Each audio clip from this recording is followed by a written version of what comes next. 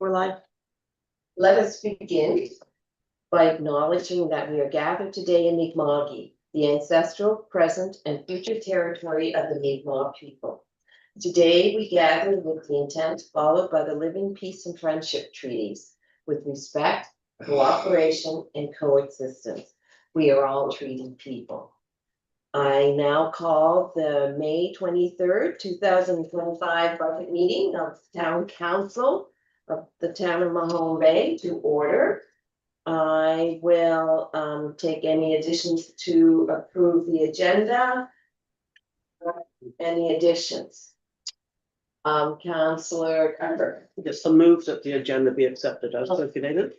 I do have an item. I wanted to add under council business, which isn't on the agenda, but I do want to get moving on the CAO Performance Committee. We still don't have that staff. We've deferred that decision twice now through motion. So I think we need to process, because we've already had back March 30th.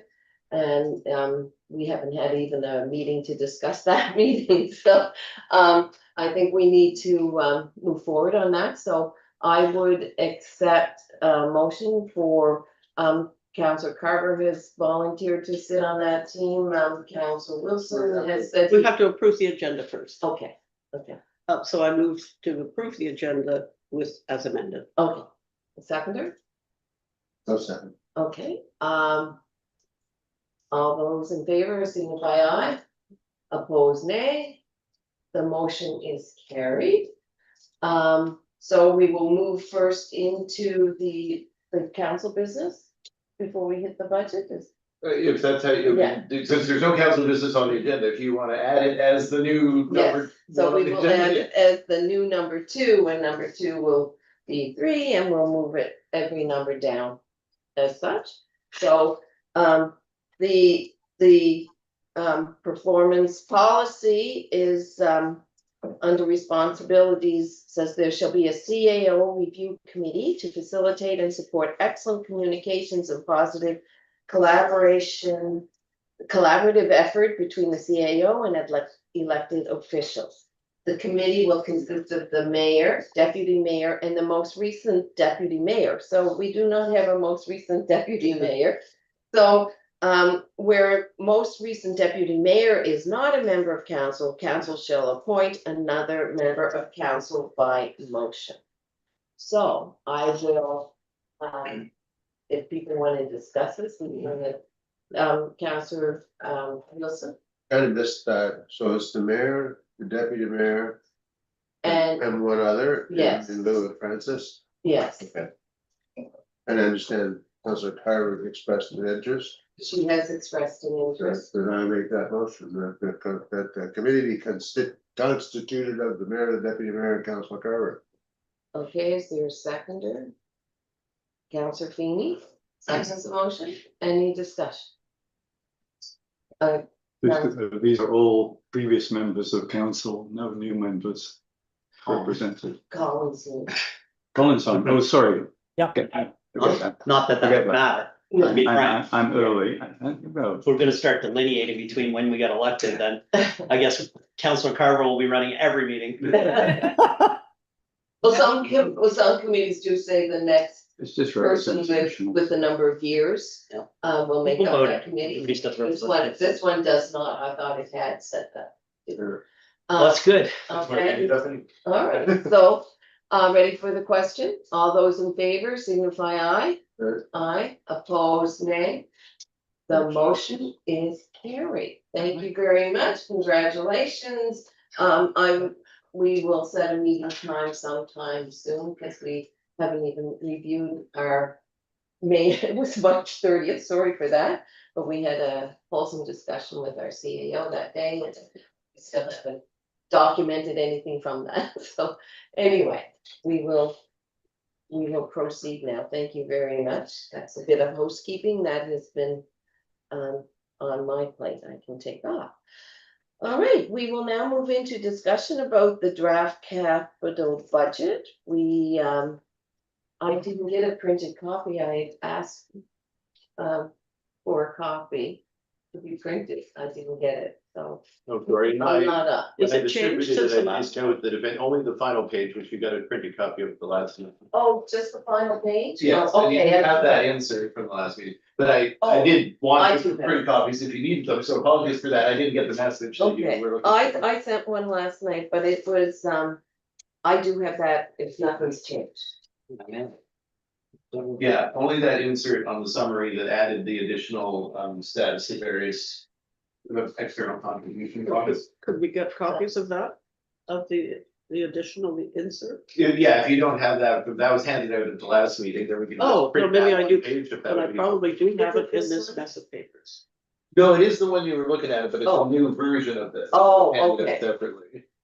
So if you want to physical, I can print a few of those, it's Okay, and it's right on the capital project. certainly printing one page is quicker than printing the whole thing. Yeah.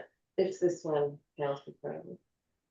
Oh, that, okay, let's see if I can find that. File here. Actually, if I send some of these to them here, I think somebody could run them up. Yep, absolutely. Well, it should be printing just a few Okay. copies of No, that page. that's great, I'm. I get it. Oh, there it is. Yeah. Is that it? Well, that's the original version, but there's the updated version would have a second table below that page. Okay. And we Yes, want, that's great, but it printed out weirdly, didn't it? Okay, Hopefully it prints better this time. okay. It looked like it was gonna print in the portrait, not in the landscape format, which is what it's supposed to do be. you want to go through where you left off, Well, or do you want to go to Edgewater I Street? think probably since we didn't really talk much about capital in the first place, Right, and Edgewater is the first project on the list anyway. okay, Maybe we just kind of go in order, beginning with Edgewater and working our way through any questions anybody has with the rest of the document. I do have two tiny proposed changes that I'll just get to when we get to that section. They're not, they're down further. okay. Yeah, so Edgewater Street, I guess questions, because I did already speak to it, but the first couple of pages detail the status of the project, external. Everything in there is current. Oh, that's a bunch. I brought everything and now it's too late. Edgewater. Oh, and I could, what page should I be is that? sharing the screen for people? I mean, just for the. It might help us to keep us. Yeah, okay. Otherwise, it'll be front page. Very, very big in Edgewater, so I'll bring it up on that. Yeah. All right, you have I, to make copies. Still trying to get. Kelly, can you turn on sharing? Oh, yeah. Okay, let's print it better. We print it in a more legible way. Than if we Be go- able to now, Bill. Thank you. Teresa, that was great, that was very fast. Oh, my team's efficient. It's like we had a printer right here in the room. Yeah. As here, in case Rebecca turns up. Great. Thank you. Being there, stopped unexpectedly. Anybody over there need one? Okay. Is it just? Is it just one? I don't think anybody No, knows. okay. I got through.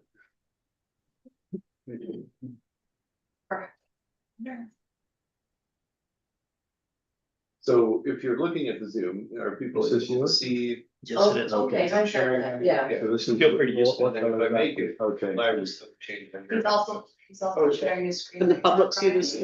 Yeah, that's what I was trying to, get Suzanne to see what Oh, you guys. that's. see. Dylan is, I Okay, I so brought it that's- up. That should be Oh, manageable. we're also sharing his screen, if you want Oh, to okay. look at it. So all that was just to Oh. get onto the page that is about Edgewater, How do I but get to that? just to, I guess, remind you guys how the document works. Click on your Zoom. Because the thing is so large, it goes across 3 pages. The first page shows you the very first line, which is just the project name, description, and 10-year net cost to the town. So that is the net cost to the town of the project. So in the current year, the net cost to the town is 4.38 million. In the total project, because there was some spending last year, the net cost to the town is estimated at 5.07 million. So that's the information contained on the first page. The second page gives you that breakdown. It shows what the actual in 2024-25, external in 24-25. It shows you the budget overall cost for 25-26, how that breaks down between renewal of existing infrastructure and addition to expansion of infrastructure. And then it gives you the external funding for 25, 26, and it notes that that funding is confirmed. And then the third page on that project wouldn't be relevant, it just shows future year spending in the Edgewater project is expected to be completed in 25, 26. So, any questions about the Edgewater project? I guess if you wanna look at the summary page, the new summary page, the last page of the document, that we just handed around copies of. You can also see the breakout of the external funding for Edgewater. So we only broke out 6 projects that have external funding confirmed. If it's external funding we're hoping to get, it's not recorded here, but if they have confirmed external funding, they are listed in this new summary. So if you look at Edgewater's number 2 there, it shows that we've sought $9.8 million of funding. We have received, or we've confirmed $9.8 million in funding. We've received $6.5 million in funding. Of that, we spent $477,320 in the prior fiscal, and we expect to spend the remaining $9,366,000 in the current fiscal. Okay. So I think that's everything you could get about Edgewater in terms of numbers, but I'm happy to speak to that if anyone has questions or wants to suggest anything. Dylan, just to clarify, so the total partner contributions is 9.8 now. After, and that's up to date with the latest greatest announcements. Yeah. And the entire budget, soup to nuts, is now 14, is that on the second page? 14? No, I guess the challenge of the entire budget is the 689 in prior year actual plus the 14, 255, and maybe I should have a number that shows that. but- 14, okay, Yeah. So it's 14.8. 14.8. It's pretty much 15, it's just a couple thousand shy of 15. Okay. Really? And Right. of that 15, there are contracts with Harbor for a subset of that. So the award of the contract with Harbor would not map to that number. That is just the biggest, obviously, the most influential component of There's that only number. 2 contracts making up that number, there's the Harbor contract and the CBCL. And So CPCL, okay. CBCL is about $1 million over the 2 years between the design. Fair enough. Project management. supervision. I'm just thinking, just for to make it easier for council to keep, align all of the various approvals. So we approved both of those. We approved both of those awards independently. You add the 2 of those together, that's where your 15 million comes from. Yeah, and CBCL was in 2 parts, of course, like a year Yeah. ago, we approved the design. And then about, I guess, 2 months ago now, we approved the construction phase. Okay. So each of them was a little bit over $500,000. Counselor Wilson and then Counselor Carver. I missed something here somewhere. When we initially approved this project, it came in at 15 million and change, and we decided to agree among us to deep six the bridge, which took it down 2 million or 1.8 million, something like that, which got us to 13 point, I forget, something. Which I thought was the total. And now we're back up to 15. So that was the Harbor contract, but we also have a contract with CBCL. Oh, so that's the extras. That's the extra, and that actually was, most of the CBCL funds were last year. Right. But they're still doing project supervision now that all the design work is done. And we augmented it with the. Okay, I got it. Yeah. Thanks. all the So work it's in just the 2 contracts and then, obviously change orders to either of the contracts, and we have had change orders to both of the contracts. We'll talk about it. So Dylan, but wait, sorry. Counselor Carver. So the difference between the 6.5 million and 9.8 million, when is that? Where is that come from? Sorry. We Say that have one an more echo. time. Oh, the difference between the 6.5 million and the 9.8 million, when's that coming and who's it coming from? So those are funds that have been confirmed, but we need to incur the costs and then claim them back. Oh, right. So it's basically federal funding versus provincial funding. The provincial funding is provided ahead, and the federal funding is claimed after the fact. So if I can ask a Yes, supplemental, yes. does that mean, I assume it means we're going to have to fund some of this with non municipal finance loans to kind of finance the cash flow as we go along here. Yeah, so that's actually what we've recommended with the TBR, you know, if you've had a chance to review that number. You know, you can kind of pick anything as a buffer, but you know, you do need to buffer Yeah. the eventual net contribution with enough margin to carry that cash flow through and then the eventual borrowing is only the town's actual cost. The line of credit will be higher. The eventual borrowing, long-term borrowing will be the actual cost, obviously, Yeah. once we've had all the claims Got it. processed. So the, Sorry, Brian, help Oh. yourself. I don't see your hand, so I don't. no, know. I was just, Councillor Kaufman. so. It's, the differential is about 5 million at the moment, is that it? Yeah, Or what we actually will be? yeah, the town's overall, the entire course of the project between all contractors, our current estimated cost for the town are 5.07. Right, okay, Basically, good, thank you. Just two questions, Mayor.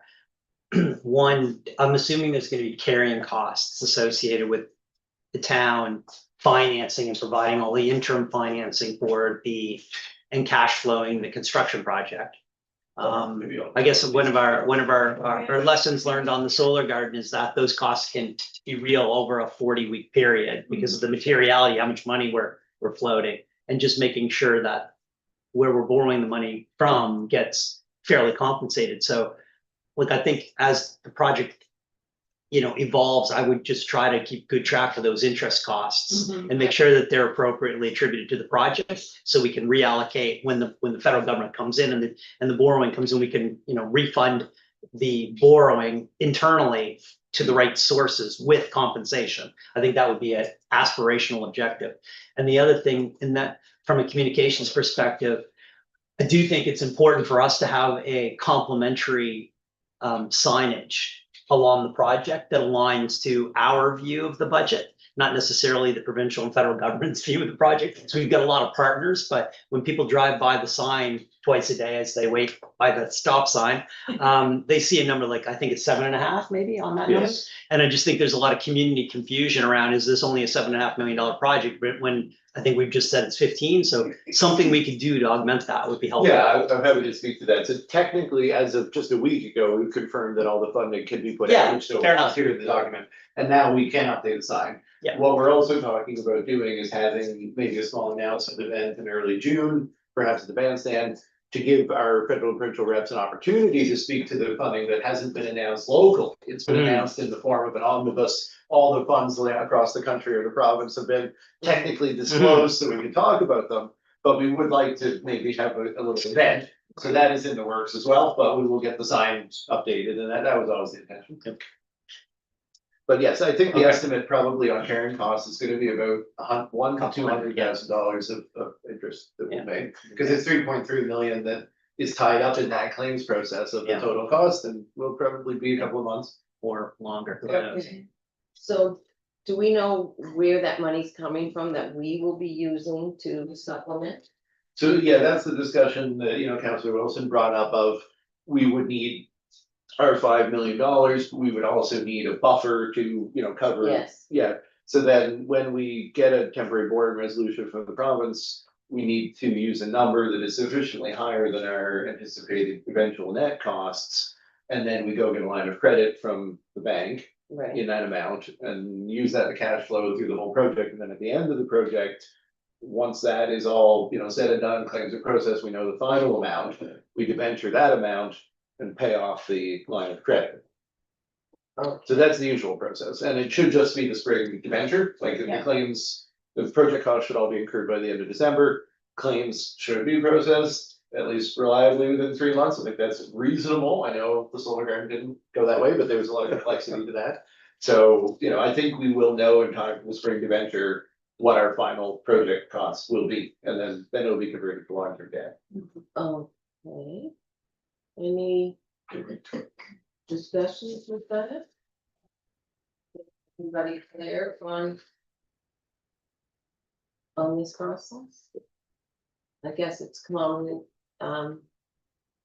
practice with, So until we can get the provincial funding, we have to use the bank to supplement our cash flow. So it's, and typically that's at a slightly higher rate than the MFC will give us, and that's why it's advantageous to move over to the provincial money as soon as possible, because then we get the money and we had a slightly lower interest rate, so we'll try to pay back the bank ASAP with the provincial funds, and then we'll start using that as our long-term debt. Counselor. Sorry, Brian. Amy and then- Right, I think we're on the, we're Yeah. gonna keep asking. I thought you said it's the federal money that goes after the project was completed. Yeah, so it's, I guess, two steps. After the completion of the work and all the claims have been submitted to the federal funders, they'll provide that money into us, and that gives us our net costs. But then we would still be borrowing for our net costs, so the province is the one with whom we borrow. So we borrow at 6, which reduces to 4 once we get the federal money into assets. Yeah, the short-term borrowing will be higher than the long-term borrowing, yeah. So, Counselor Feeney.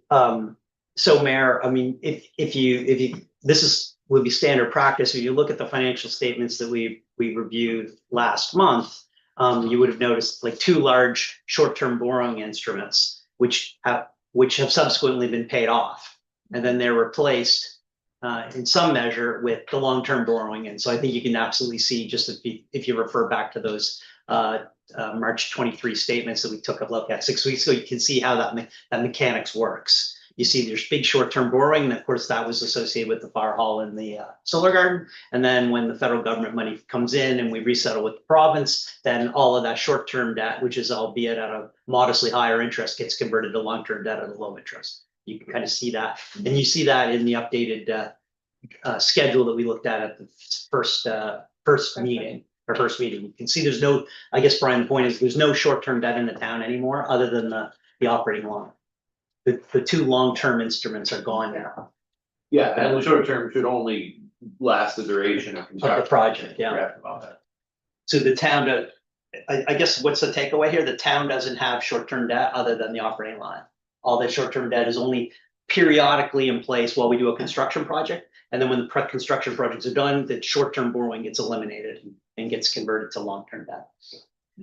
Counselor Carr. But I understand we sometimes have the challenge that the federal government is slow Yeah. to pay us back, Yes. which creates some challenges.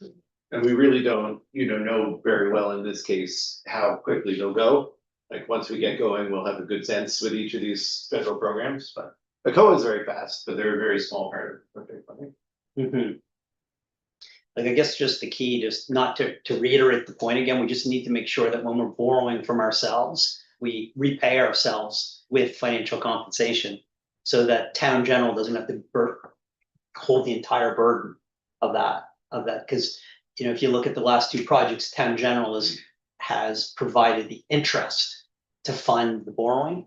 And even though that those services aren't necessarily town general in nature, so I think aspirationally, that would be a good thing for us to try to do a little bit better job on, I think. Yeah. If it's possible, actually, it's a piece of math. It's not easy to do, but. Yeah, but no, it's a good attack. And in this case, I mean, this is less of a consideration that way, because both of those major projects were not general, right? One was fire and one was electrical. Exactly. And whereas this is mostly general, so Right. it's not as much of a sensitivity in this case. So are there any reserves that we will be dipping into for this project until we get back into the long-term? From a cash flow dimension? perspective. Yes. As long as we get this long-term, as long as we get the short-term, financing in place before the provincial funds that we've received are expended, then we will be able to go from using the provincial funds on hand to using line of credit. We'd Okay. rather use the provincial funds on hand first, because we Okay. don't incur interest on those. Mhm. And then when we run out of those, we need to have the short-term borrowing in place, Okay. which is why we've approached the province, and hopefully today we'll formalize that request for a borrowing resolution. Can we as a council be informed if we do go to withdraw from the reserves? And we Yeah, don't I have a mean- reserve policy right now, so could we have some in-camera information that we know when if this transition takes place?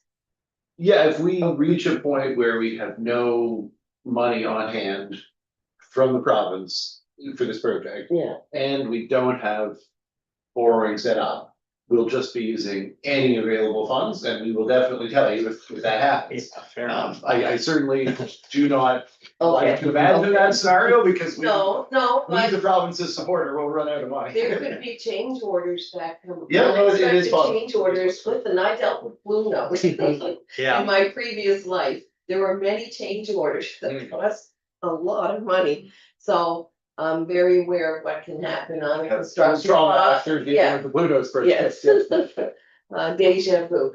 Councillor Hoffman. So we're only dealing with this at the moment in the context of the Edgewater project, not the impact on the town's overall finances, correct? We're only dealing with the discussion of the capital project. Okay, so the capital projects are a further 3 million something, are they not?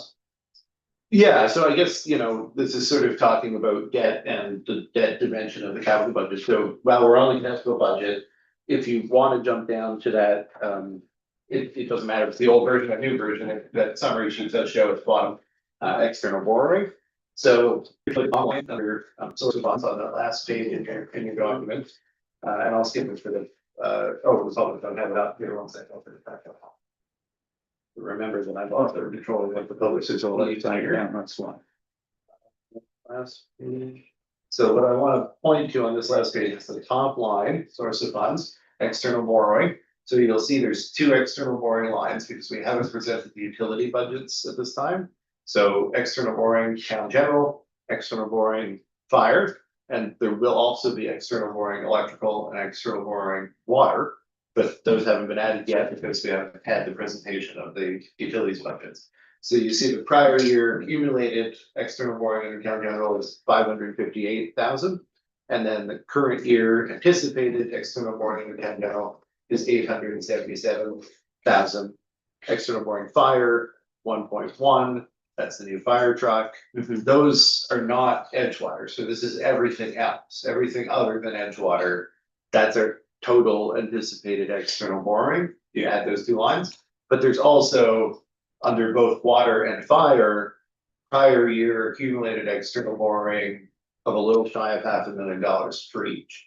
And that was the voltage regulator transformers, purchases for the electrical utility, and the water upgrades from the treatment at the time of the nursing home was being constructed on the water utility side. So those would be added to this, and that's how you arrive at the total number cited on the draft TBR. So Brian, I think that was the number that you raised. It's the total of town general, fire, water, and electrical, external, prior to this year and this year, totaled up and said, okay, this was something we were going to borrow for once our provincial approval came through. So Dylan, just on There's a that, whole bunch of different. so the Councillor Keen. the prior period investments that we've now packaged up and going to, we funded all of those through cash flow historically. And so you're packaging those up because they're eligible to be converted to long-term borrowing. And we're going to do that. And when the proceeds come back in, notionally, that will go back to the original source of the funds. Yeah. Okay. Which right now is just, as you say, that large, all funds, that fund where everything falls, yeah. The $3 million. Okay. Deputy Mayor, do you have any questions? Oh, yeah. I don't No. want to ignore that you're here. No, I guess my only question is, why don't we pop those other two line items on this summary, just so that we all see them and they're there? I mean, I know we haven't had the presentations yet, but it would be good to have them all together. Yeah, we do have that version, like the expanded version of water electrical, so I had been intending to provide it today, but then we bumped it. But certainly next week, that would be the intention, so the next version of this, you'll see, we'll have all in. That's great. Yeah, that's the only thing I was thinking, just so that everybody could have it in one big picture. Okay, So Councillor Councilman? I'm still trying to grasp where we are overall at the end of the day, in terms of debenture borrowing. So we are going to need 5 million for Edgewater, and depending on where they go, it's either 850 is that correct? Or 3,500,000 because this includes electricity and all the other, Yeah, the two Help with that. primary borrowers that we proposed are for Edgewater and then all of the other crossfire, water, electrical, everything. So your number, the 3.5, I think was, that, I don't know if it'll probably be the second, but that was the accumulated of all three. so For all four. your case is that the 3,500,000 is largely taken up by fire and electricity costs, which are self-funding through fire and electricity revenues. Yes, yeah, and And water's in there as well. and Water's not the quite that actual big. cost to the town, and they bear the interest cost as well. Yes, yeah, So the actual cost to the town is close to 850, whatever it is, so we're borrowing 5,850,000 on top of what we have already, which is 4 million something, isn't it? well, you get the prior year as well, so if you wanna look at it that way, it's the 558 and the 877, those are both town general. So those two would be the portion of that 3.5 that are. That makes sense. So the town general external borrowing, long-term you're talking about is the 5 million for Edgewater, the 558,000 in prior year town general, and the 877,000 in current year town general. But beyond that, there is existing long-term debenture borrowing, isn't there? Yeah, which is detailed on that debt Yeah. sheet in the operating budget that Ashley provided. I don't have the total off the top of my head. What I'm trying to get 1.2 around to is what the portion of our budget is that is allocated for debenture repayments. So the current, you think Joe's go. Well, I mean, so our interest associated with the short term, with those loans is plus or minus 250 or so in interest. I'd say interest and principal payments. Yeah. $250,000. And that's on top of the 177 we're paying right now. No, sorry, what I was saying is the current load is somewhere around interest and principal repayments is Yeah. around 250. The annual To payment. which we add on the debt service cost of this new And this 5,850,000. and principal payments. So that's what I'm trying to get at overall. So they, It's a couple cents, yeah. um.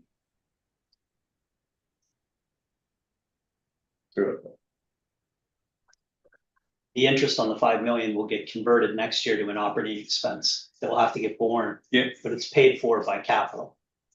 Yeah, but the interest on both of these new TVRs, like, we are talking 250,000, 350, so somewhere, it's a very substantial interest in principal, not just interest, sorry. Is a very substantial amount that's going to be coming out of our two fund capital stream, which means very little to be left over for any kind of reserves or capital funding. Exactly. Because that funding, the funding of those payments doesn't come from the $1.12. It comes from the capital, The gas tax. the gas, well, the infrastructure fund and the D-transfer tax funds, it really. And it will take, Oh, right now. Well, it'll the take all of transfer it. tax was gonna go to reserves. We were just discussed the other day, or the bulk of it. But what we're saying is next year when these debenture payments kick in, there won't, none of our capital funding will make it to reserves. It'll just Right. recover. Yeah, these debenture exactly. payments. And that's always been anticipated. I mean, that's how we plan to do this. Counselor Carter? Is there a way of capturing some of this discussion visually? The question that Councillor Halferman's asking and the conversation that ensued, is there a way of capturing that visually in On In a timeline. Whiteboard or something, yeah. I mean, we can work on that, maybe with Claire Louise for the final budget version, like, is there a sort of simple way to try to demonstrate all this? Well, it's the challenge with single year budgeting versus multi-year budgeting. Like what you don't see is you don't see next year, you don't see the wave of interest and expenses being pushed in next year and all the following years, right? That's my concern. Yeah. Yeah. I just want to know how much we're committing of our little bit of budget we've got to debt equity service and what room we have left for further projects which require contribution from the town and therefore further debenturing and cash contribution, and are we running up against a brick wall? and it affects, in my mind, what other projects we are able to take on. That's my point. Good, very good points. Yeah, and I think the thing we're gonna have to really show if we're doing some kind of infographic is, council is anticipating that we continue to be in a growth mode as a community. Like, we know there's a lot of development going on. There's an expectation that that's going to result in additional revenues. And so rather than, setting the tax rates based on these projected principal and interest with the current assessment base, council is also trying to anticipate future changes in the assessment base that will, contribute to that. So we need to reflect in a longer term model that, there's an intersection of revenue growth that is happening as a result of development in the community and revenue growth that the council needs to actually like intercede on the rates in order to, and when I say taxes, I also mean the infrastructure charge. I'm not just talking about the 1.2, like Joe. Yeah, but I mean, reflecting asset management yesterday, for example, we can't get much more development per se without the initial expense of fixing things like water pipes and so on, which is a pre-expense without the revenue coming in. So. Well, and I mean, if you want to look. Can we actually do that? To look at it that way, but the portion of the Edgewater Street project that is renewal of existing infrastructure is $4.55 million. So our net cost of the Edgewater project is estimated at 5.07. Of that, we're actually doing 4.55 in renewal. So if you talk about the significance of renewing assets, the Edgewater project does include a substantial amount of that work, including expansion of hydrants to support development. Yeah, but I know all that. That's built into. Sorry. No, sorry. That's all built into what we've been talking about. I'm talking about what room we've got left after all this capital is debenture, and what the overall size of that debenture is, and what the debt service cost of that is, and how much that restricts our ability to do these extra things like the new the raw water pipe and like West Main Street. If we can't do those, then you don't get development because you can't push more through existing infrastructure. Correct. That's the question. Councillor. So, Brian makes a fair point about, really, so this project has been reprioritized to the top of the food chain. Like in the 10-year capital program, to be frank, no one would have anticipated we were going to do the entire project now. I mean, it's terrific. It was only through the good news of having all this $10 million in grants show up that other projects get deferred, and this project was reprioritized. And that's just because of the vagaries of the government priorities and the fact that at this time and moment, climate change mitigation, infrastructure, all came together at the same time. So we are where we are. We need to borrow $5 million to support a $15 million project. So you have to have some confidence that our revenues will continue and our receipts will continue to grow based on the assessments and the popularity of the town and the amount of real estate transactions that are occurring. So just the pure volume, and this is a Lunenburg County phenomenon. Lunenburg and Mahone Bay have the highest increased assessments of any municipality over the last 5 years in the whole province. And that's because we've got big turnover of houses, lots of real estate, lots of cap being removed. So it's not necessarily about, as I've said many times, it's not about Jackie Wynot paying more than the capped assessment, because we know that's not going to happen, because everyone around this table is enjoying cap this year. So my taxes are only going to be up by 1.3%. But the next door neighbor just bought the house. The new capped assessment for them, the new assessment for them is going to increase the revenue for the town materially. So that's why we have a 9% increase in revenue, and that's going to happen next year, and the year after that, and the year after that. And it's going to keep happening because our assessments are already 2 years old, because of the base year is 2024. By the time the new assessment comes in, it'll be 2026, and is there any evidence that real estate's cheaper now? No, it's not. So I think that, to your point, Brian, which is an excellent one, we are incurring a lot more interest costs, fair enough, but our receipts are matching that. Like the amount of revenue where the town is generating. And remember, 25% of our revenue is capped by the cap. So I'm not suggesting that it's a good day for everybody in the room if the cap goes away, but if the cap goes away, there's another $900,000 of revenue that shows up annually. Anyway, you got to be optimistic that we're going to get growth and higher assessments through the elimination of these caps. I see the deputy has his hand up. Do you? No, okay, sorry, Councillor Just- Toronto and then Councillor Wilson. Just leaning. Sorry, Sorry. I was just leaning on my hand, sorry. Apologies. Is it my turn? yes, Okay. So with simplified budgeting, it would just make sense that if you don't have the money, you can't spend the money. And if you were borrowing money, you know, that incurs costs too. So why, and I understand that we want to keep our growth going. But, you know, if we're looking for more people to buy in residentially, then we have to put in more infrastructure. But if we're getting contractors or, you know, condos or, you know, the co-op buildings to come in, shouldn't they have to pay for the infrastructure themselves? Because if we don't have the money to do it, then it should be, wouldn't it make sense to have it lumped into their costs as opposed to ours? see ya. Okay, I mean, so I guess there's a couple of significant points there, if you don't mind. On the first one, kind of the bigger picture of just trying to live within means of having gotten ourselves, and by ourselves, I mean all government in the Western world, into a situation where we now borrow for everything and can't pay for anything with funds on hand. You know, there has been now for several decades a drift away from keeping rates where they would need to be across the board, right, as a society. Borrowing is how all governments are now operating. And if we tried to turn that back, we'd have to make such a increase in current rates.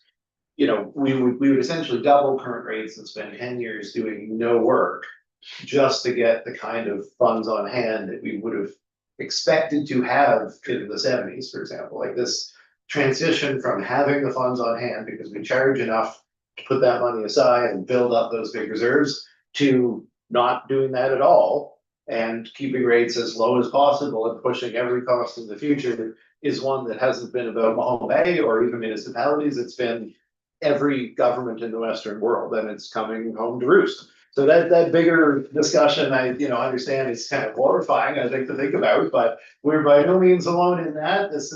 We'd be the only town with a tax rate of, you know, $5 per 100 assessment, right? If we were doing that. That seems extreme. But I just want people to understand that this is not a matter of like, we could try to just live within our means without a radical change in the way we do business. And I just wanted to put that out there first off. Then to the question, I think you had a kind of more specific question. I'm losing track of your second question. Oh, I was talking about developers. Oh, yeah. So I previously had proposed that we have a bylaw that specifically lays out what the developer's obligations would be in terms of extension of infrastructure. So we do have rules contained within our wastewater regulations and our water regulations and our electrical regulations, and the water and electrical have to go through the Nova Scotia Development Review Board. But all of those rules lay out when the town could simply say to a developer, okay, well, our obligation is the first 55 meters of an electrical line. Our obligation is the water line within the roadway. You know, everything else is on the developer. And that's if the infrastructure is 500 meters away, all of the work needed to bring it to the property would be on the developer. Typically, you know, without some type of compromise that says the developer needs to build bigger and in a more long-term way, they would build the minimum necessary to support their own development. And that pattern of, you know, line extension to support one property, too small to support another, you know, development next door. So we say, well, build it bigger because it's in our interest for future development, leads to some kind of cost sharing ratio.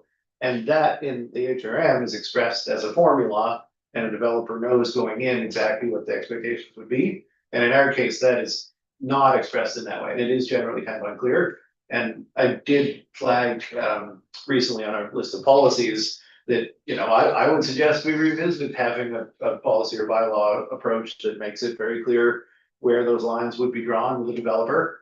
But, you know, ultimately pushing 100% of cost of the developer does have some risks to the community, because they will obviously build the smallest thing and cut whatever corner you're going to allow them to cut. And we have had experiences with other developers in the past where that hasn't worked super well. But even if we put a defined contribution in, it still makes it easy for them to plan around it. Are climate change, adaptations inserted in that policy that we should be considering? You I know mean we're getting off making a topic. developer build stormwater infrastructure Yeah. and stuff? No, well, that's the thing, because we only have water, wastewater, and electrical regulations, cost sharing on other infrastructure isn't really speculated, so the developer is required to build it within their property. Mhm. But we haven't really speculated on the idea that if the developer requires upgrades downstream, for example. So, you know, they can do something within their own property, but if they need to upgrade infrastructure to handle that output, which especially in terms of stormwater, we don't have any kind of a structure for that.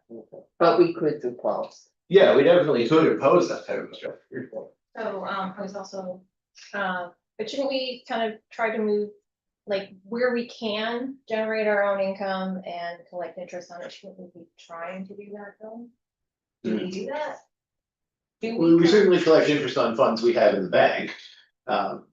It's not a huge revenue stream. It's been a little bit more since the province gave us a lot of money, but the money that they gave us, the interest has to go back to the capital project. So the interest on that, you know, over the last few months that we've had money from them for this project that hasn't been spent, that will defray some of the town's cost in that sense. Like, it's an interesting point that when I give you the 9.8 external, I'm not actually considering the calculation of interest earned on any of that money in the bank, which then further defrays the town's contribution. So that's kind of the flip side of Joe's point about capturing the interest cost. It'll probably net out, which is why I didn't really kind of reflect it. I mean, just, If Council Wilson ways to speak, or is this, No, I just, if I may, yes, I just wanted to make sure we understand that. Two things. One is that, you know, the growth of the town is not, it's not a light switch. It's not gonna go from 900 and some dwellings to 1,500 in the next 6 months, or 10 months, or even 10 years probably.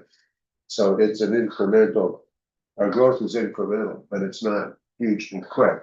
Second thing is, much of the growth that we are now seeing potentially has no impact on infrastructure. Most of it can go in with the existing infrastructure and we'll be just fine. Thank you very much. And the third thing is, these are all our decisions to make. So if the main west water, sewer, et cetera, stormwater project, which is I think 18 million bucks at the moment, is on our list for next year, but if we don't get sufficient external funding to make that viable to fit into our fiscal framework, then we simply say no and move it back a year or 2 years or whatever. So these are all decisions that we get to make. It's not a train coming to run us over. And the timing of those as well, both the transmission line and the distribution systems for water, wastewater, as the community grows, the need for them increases, and you do get to plan when you do the project both based on that need. So, you know, we aren't at a place where we have to do them now. We're not like Bridgewater stopping new development applications, but we're trying to get a really close eye on how far away that is, and as we approach it, the urgency of doing these things increases. Councillor King. so like when you take a step back and you think, you know, here we are in 2025. Well, at the beginning of COVID in 2020, these projects that are really being driven from, you know, the desires of council to approve them, supported by the community at large. I mean, our residential assessments have gone up by 50% in 5 years. What hasn't gone up is the tax rate's the same as it was 5 years ago. So the reason while we have this huge increase of receipts is not from people who've been living here 5 years. It's from all the people who've moved here in the last 5 years who are now who've eliminated the caps. So the assessment's coming, the assessment's growing in large part because the caps are being eliminated as the real estate churns. And so that phenomenon is not going away. Like, and it's completely plausible to think that over the next 5 years, our assessments are going to go up by another 50%, as they are in Lunenburg and most of the other, you know, popular communities in the province. So the question really, and so our tax rate today is lower today than it was 5 years ago. Maybe that can't continue forever, but it's been enjoyed for the last 5 years. So I guess to Brian's point, I think it's important for us to Like, let's put the number on a page, like what is, when the project's finished and the new debentures put in place, what will be our implied interest and principal servicing, debt servicing and principal payments on that amount to give us some context for, what that would cost. So I think it's, if everything stays the same, it seems to me it's probably 5 or 6 cents. But my sense of things is that we're gonna grow into it. Just through normal churn and normal growth in the assessment rate, we'll grow into having receipts to be able to support that level of debt. But it'd be nice to know that before we do the next project. Councillor Pulverman? Well, it becomes the capacity to do the next project, as I keep on Yeah, fair saying, enough. so it's a chicken and egg thing. I agree. And we can't divvy out amongst developers the cost of a new water line, rural water line. You can't divvy out West Main Street, the 18 million, whatever it is. These are really big numbers that are coming at us, and yes, we can pull them off, but at some point, it's a risk assessment thing. Yeah. How long can you risk this situation where we know we're at the beyond natural life? These items, and when they do go, it's big time. Yes, yes. Oh, CEO. Just following on Councillor Feeney's point, I think we did have a discussion last week about the operating budget and trying to ensure that as much of the funds that have traditionally been earmarked to capital are actually being directed to capital as opposed to being directed to cover operating costs. So in that regard, council has requested a revised draft of the operating budget with a 1 cent increase in taxation, 1% increase in taxation. So we did have a discussion, though, that the actual number to fully reallocate all of that funding that we would like to, in a best case, see going to capital would have been, I think it was 6, 8, higher. Yeah. So, this discussion, albeit that was focused on the operating budget, this discussion is evidencing how significant it is to close that gap where all of the funds that we would like to use for capital are available to be used for those upcoming, future venture costs. 1% will move us in that direction, but it's clear there is a matter of there where council needs to be cautious of closing that gap. So I think it's important to at least have it as a conversation, have it on television, even if we decide to stick it for 1%. 1% this year, but the gap is there. We've defined that gap at least where we would like to be. Can I just ask a question? Oh, yes, so love to hear from you, deputy. I'm totally aligned with what Joe was just saying about growth and things like that and churn. Is it possible to have some kind of risk assessment or risk mitigation plan if that doesn't occur?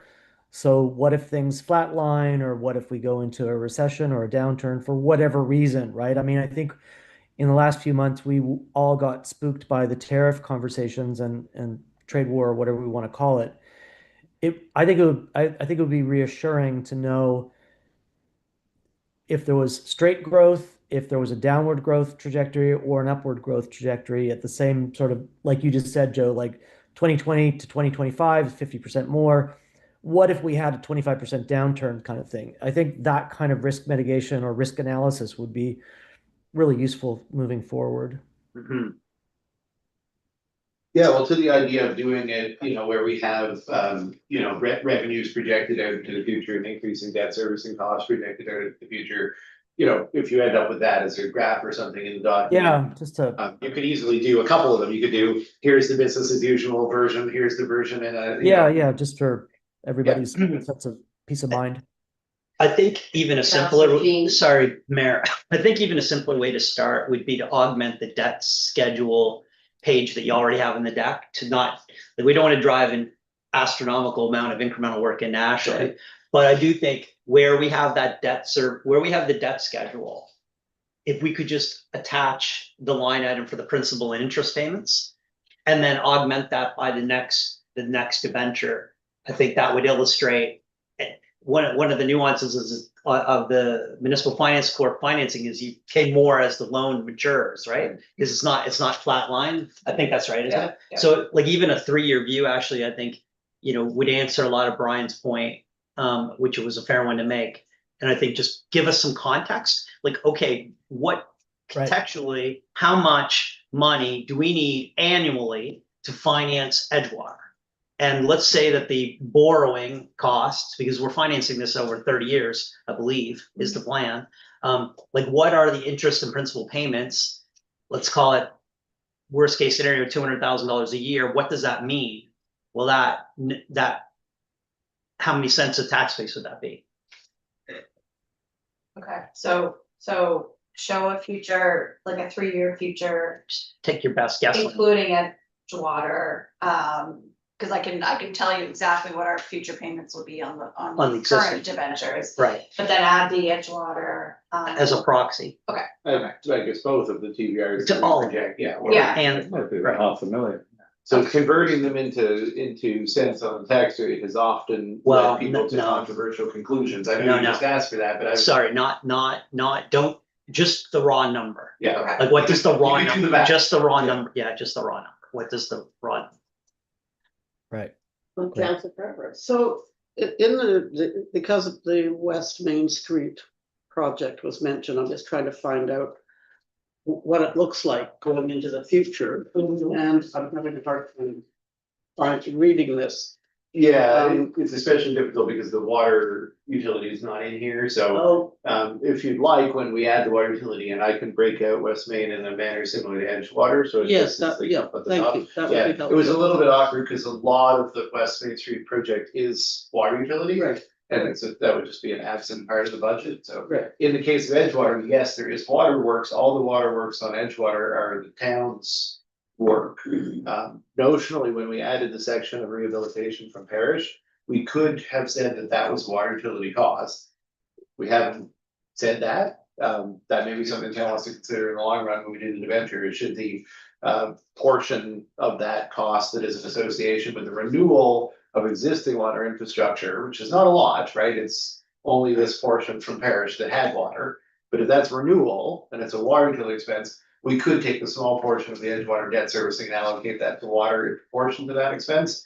But I generally saw all the expansion of utility services is a town general expense because existing utility customers are not responsible to pay for expansion of a service. So for the most part, even though there's water line all the way to Kenny's, most of that is a town general cost and not a water utility cost. I'm only mentioning this to explain why the Edgewater project costs are all in this budget and you're not seeing all of the West Main Street costs. So next version, I'll include that. Look forward to that. Thank you. So, Yes, so, Council. so, Sia, you mentioned that the West Main Street cost is partly for the water utility. So that would imply that the water utility then has to pay for that, which means higher water rates. Yeah, exactly. Yeah, So, the effect on I water mean, rates. it doesn't matter which way you cut it, Yeah. it's expensive. Oh, yeah. To the town And the effect residents. on water rates is Yeah. not, we haven't grappled with the potential increase in water rates that would result from that. Yes, but the bottom line is that the residents are paying for this one way or the Yeah, other, yeah, so. obviously. They are, so Brian, just picking up on your point. But by way of direction, and maybe this is worthy of a further conversation, strategically, it strikes me as in our interest to allocate where eligible, all costs to the utility still. Strategically, it's in our interest to allocate all eligible costs to the utilities, I would. right? Okay, so, and we can get into more about why it's in our interest to do that, but all of the FIR documentation, that all is part of the math on why it's important for us to allocate where eligible to the maximum degree possible. Hmm. So I'd certainly encourage you to do that because it's in our interest to do that. Just small caveat is if it's more than $250,000, which it'll be probably still more than that for Edgewater, Yeah, we'll need to seek board approval. fair I enough. don't mind seeking the board Yeah. approval, but I just wanted to mention, we have received board approval for the water wastewater project that we did previously. Yeah. And we received board approval for the electrical projects we've done previously. But we do need to request, and I can do that. Yeah. We've got the rest of the year, I Yeah. can request that, but I can't imagine anybody issue with renewing 70-year-old water lines. No, I'm of sure. course not. Councillor Paul. But it's fallacious positioning to suggest that we can hold the tax rate or the property tax rate at a lower level just because we can move that cost to water, which isn't part of the property tax rates, it's a separate charge. Yeah, So, I'm talking about if the costs are eligible to be yeah, captured by the water utility, it's in our interest to do that. It's not in our interest to allocate things that should be allocated to the electrical or water utility to town general. And the reason is that the borrowing has certain impacts on our financial positioning on the FIR documents. And so it's important for us to understand that it's in our interest to make sure that the costs are appropriately allocated to the utilities. that's Right. it's a shell game. It's Well, not, it's a significant these one. are this is a regulated service. Yes. There's oversight by the provincial regulator. All I'm suggesting Yeah. is that we have different stakeholders between the utility customers and the town general taxpayer. And I just think in our rule of thumb, we should always be as clean as possible to allocate the costs appropriately, because it's in our interest to do that. And so we don't want to have a whole bunch of water and electrical utility costs buried in town general. That's going to make our town general debt servicing costs through the roof, so that we get hammered by the province regularly on our FIR with lots of red boxes, when we could avoid all that pain and suffering by simply doing the right thing, which is to appropriately allocate the costs. Anyway, made the point. Councillor Schwarber. So I'm just wondering, does the town have separate bank accounts for, say, like the cemetery has their own money, right, that generates income? Don't have separate bank accounts, No. things are just tracked. Oh, they They're are, just tracked on paper, they're not in separate accounts. okay. Yeah, so this, what you have on your status of funds document and the summary sheet on the SIP, that's the tracking of it, but it's not in a separate account. Never has been, we would love to move more in that direction over time, but there's a lot of reasons why it may not, be the best move. So it's a larger conversation. It's not really a budget conversation, but it's a conversation that maybe we should have out in finance and talk about in the context of reserve policy. Okay, are there any other points on Edgewater Street financials? Or just, I guess generally on the debt aspect of the Yes. budget, I think Yeah, we've done yeah. it so much better. Yeah. Any other questions about the TVR specifically? I do think this is, couldn't be more appropriate Yeah, part of the conversation. sure. We're talking specifically about debt, so I don't know if anybody has questions about the TVRs, especially. We talked about why Edgewater would be higher than long-term borrowing. If it's enough higher, we presented it on the basis of 10% of total project expenditures plus our expected net share. I could have said that we would use the entire external in the bank portion, the 3.3. Maybe, let the public know what TBR means. Yes, sorry. TBO, like there's a series of acronyms that we talk about in audit and finance that can make your head swirl. So maybe, Yeah, happy to do it. So just, we talked a lot basic this morning, glossary. obviously, about the idea that we would take on long-term debt. And the long-term debt would require us to get a temporary borrowing resolution approved by the Minister of Municipal Affairs. So we need to set the amount of those requests for the minister to approve. And obviously, we have met with the province about this, and they are expecting them. But when we set the amount for the temporary borrowing resolution for Edgewater, we already discussed this morning the need to consider carrying costs through the project. So setting the temporary borrowing resolution limit higher than our eventual net costs would enable us to get a higher line of credit for cash flow purposes during the project while we wait for federal claims to be processed. So we had a choice to make. You would definitely want the TBR to be your net expected cost, because that's the long-term borrowing amount. And then you want to buffer that for things that are happening during the project, cash flow and potential change orders, things like that. So I would suggest there's two approaches to that we considered. One is you take the entire difference between external funds received and external funds committed is 3.3 million.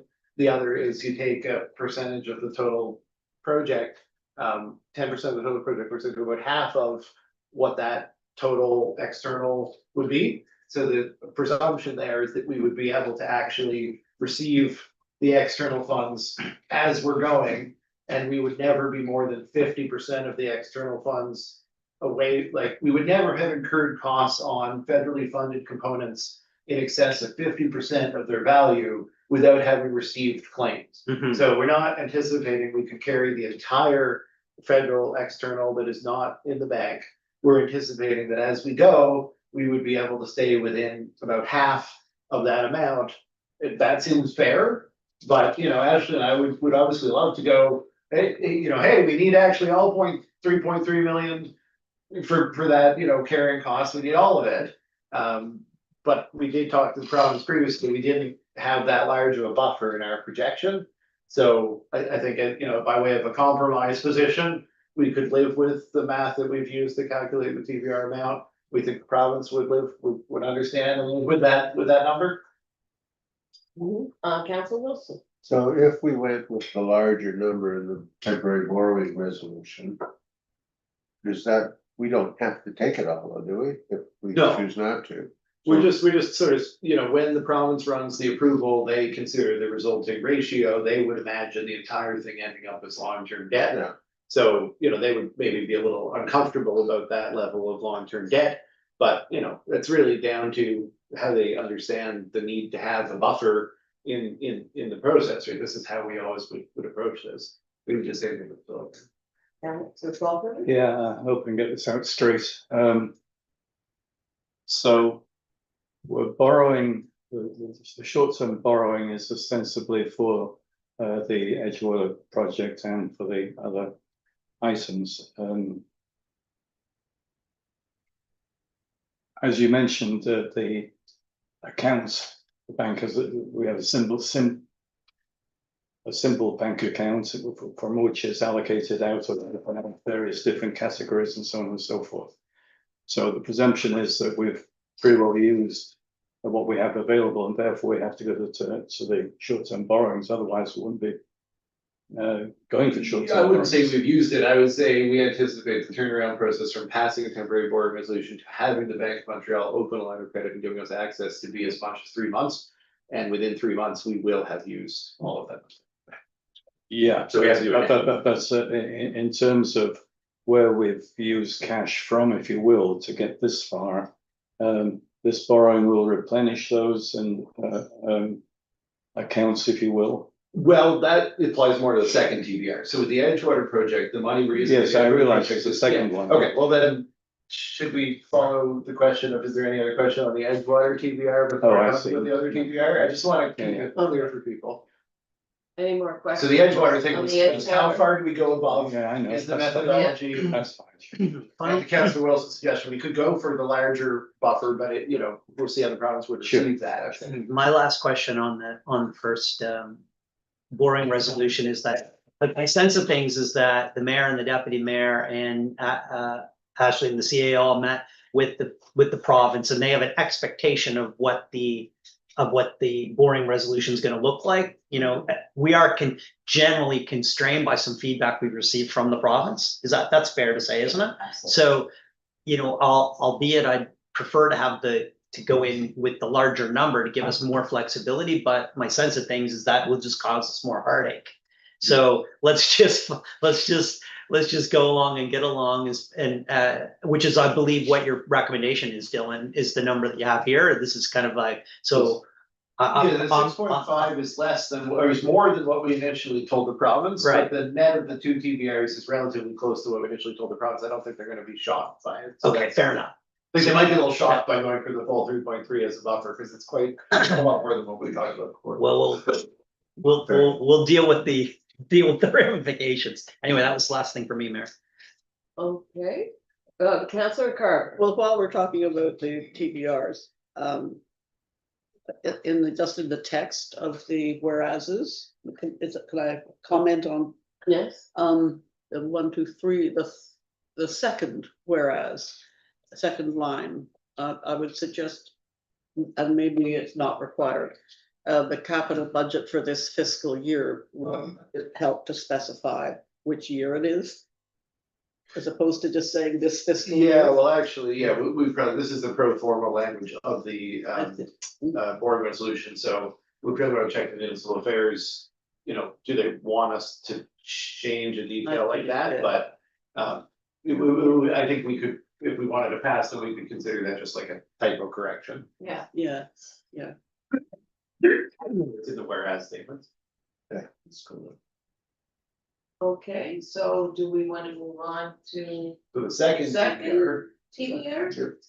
Okay, So the second TBR that was being presented, the total is 3.4 million, but that includes, as I noted previously, town general, electrical, water and fire. Accumulated to be borrowed projects that were completed last year and this year, or will be completed this year. So I already mentioned the water project. This was the work that was done to upgrade the lines from the treatment facility down to Main Street. And that upgraded the raw water and distribution water lines. So that was a project that cost roughly $450,000. I don't have it right in front of me here, because in the water budget we didn't present it yet, but that would be included in this TBR. There's also a similar size, I think it's about 500,000 on the electrical side, which was for purchase of a huge load of transformers and voltage regulators that have been installed. So all of that was approved by the Utility Review Board in 2 separate applications, and all of that is included in here.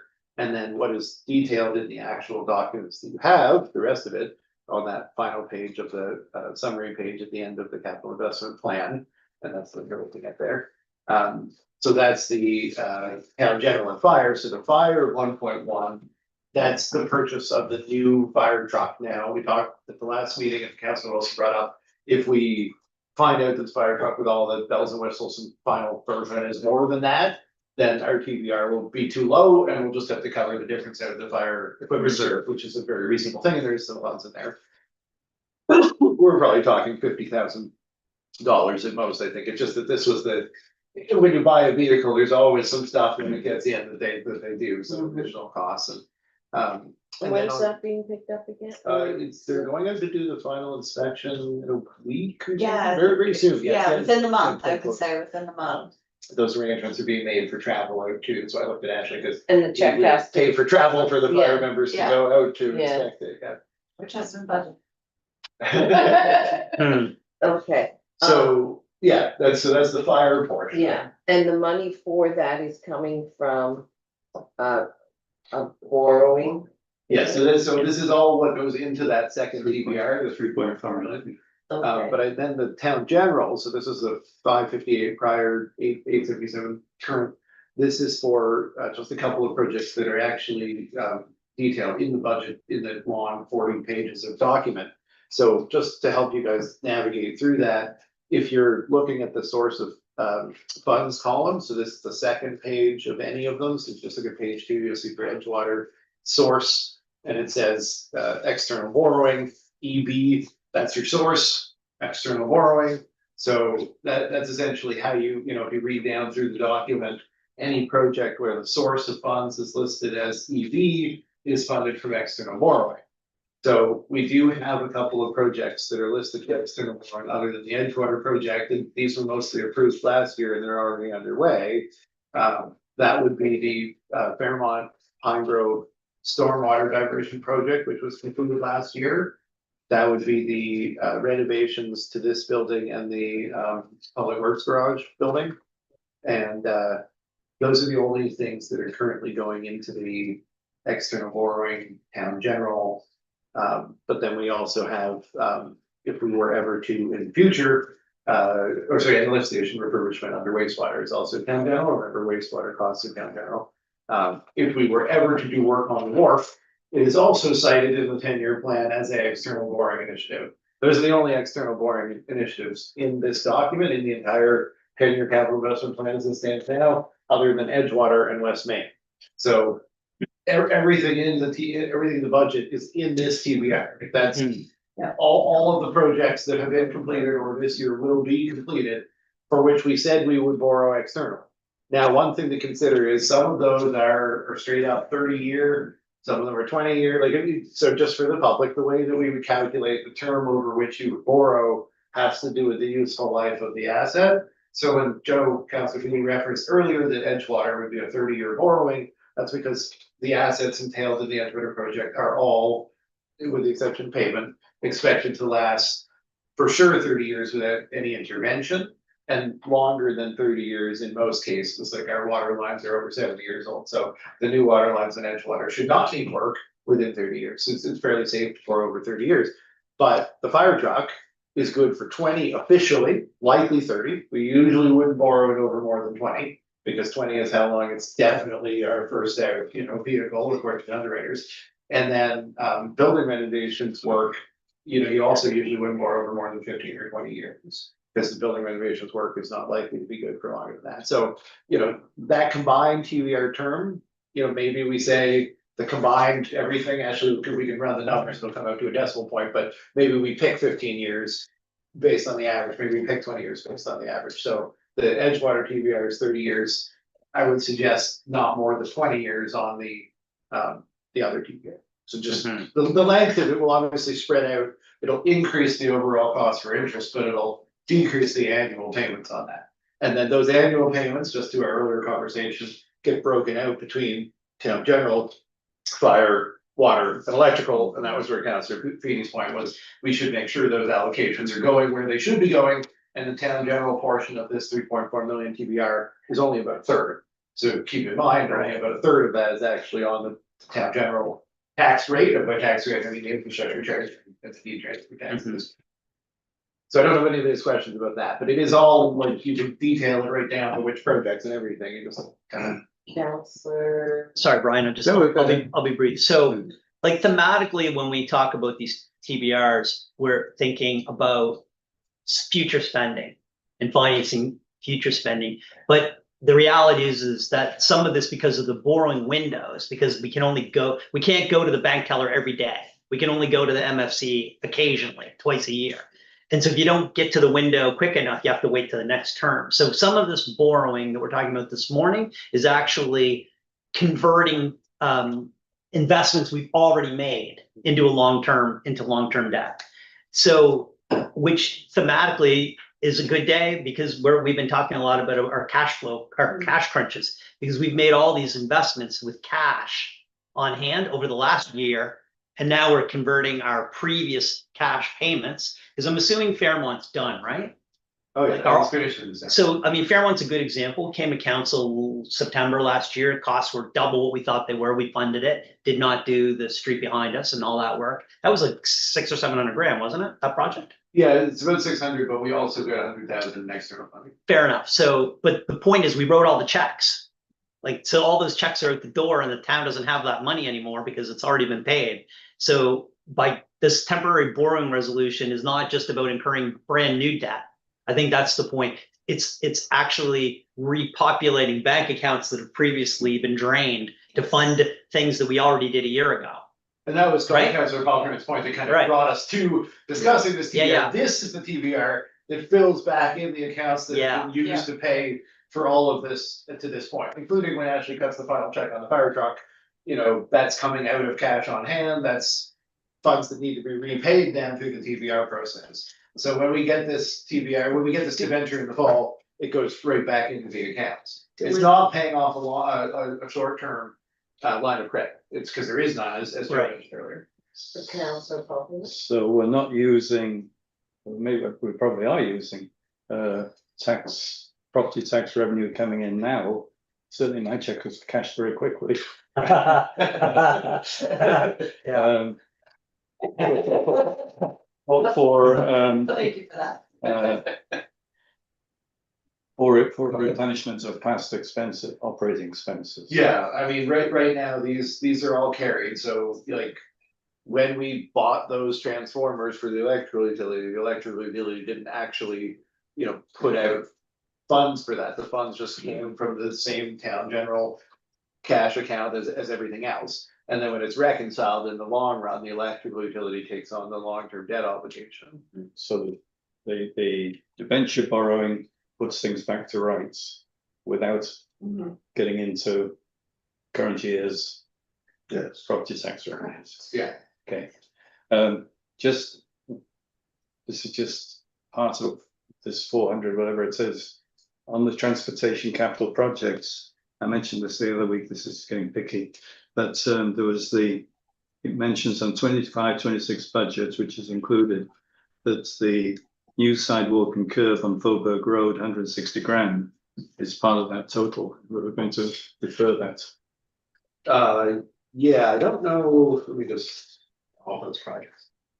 Yeah, so obviously those changes will be factored in, so if it was something that was to be paid by external borrowing and we make a change, then it won't end up being in the external borrowing for this year. That is correct, but I was just trying to confirm if any of the Fobra stuff was shown as being from borrowing, but it's not. So. Well, I mean, I'd rather keep that kind of money in back pocket for potential cash contribution for more important projects. Yeah, well, so even though it's not reducing the borrowing amount, it is increasing cash on hand by not taking that money and spending it on a different project. Yes, yeah, that's good. Councillor Finn? Mayor, I think that the inclusion of the debt schedule in the deck was a real benefit. And, I guess just out of courtesy to future councils, there's a real virtue, I think, being able to isolate the project by debenture. So if in a perfect world, if we're able to, if the borrowing resolution can be subdivided into multiple debentures, if it doesn't matter, it wouldn't break my heart to continue the practice of having a smaller debenture isolated to a specific project. Four different, like if it doesn't add costs and it actually gives you more flexibility around duration, being able to go back to the debt schedule and say that money was used for the bridge on Kinburn Street, that money was used to do the paving and the sidewalk on Pleasant Street. I think down the road that's very helpful for future councils to see investments were made here are, not within nickels and dimes, but just generally And even with the fire station, we broke it into two projects for that reason. Right. So the debenture part comes to council in September, presumably September, late September, early October. We would be able to go over, what are we asking? Like each debenture has a term and would be refinanced after so long. And so actually we'll put that in. So in coming out with that, we'll figure out what we would find, possible in terms of splitting them out, and then that will come to you guys. It doesn't need to be in the TBR. The TBR is just the total, and just authorization to borrow, and then we have to come back and actually request for. Just a comment, beyond it being useful for council, it would be very useful for residents. Yeah, fair enough. To Yeah, fair just And understand. especially breaking out the water and fire and electrical from general, Mhm. like whether the general was spent on one town renovation. Well, just project or more another. information. Councillor Carper? Just following up on that, so the current draft of the TBR simply has for the purposes of, it says projects detailed in the capital budget. But for this, for the actual, Yeah, we'll have to list them. they'll be listed right there. Yeah, Right, and it's the okay. projects that I just ran, there's just 6 Yeah, yeah. projects that I just ran over. But from Councillor Feeney's suggestion of breaking it down, that's not listed.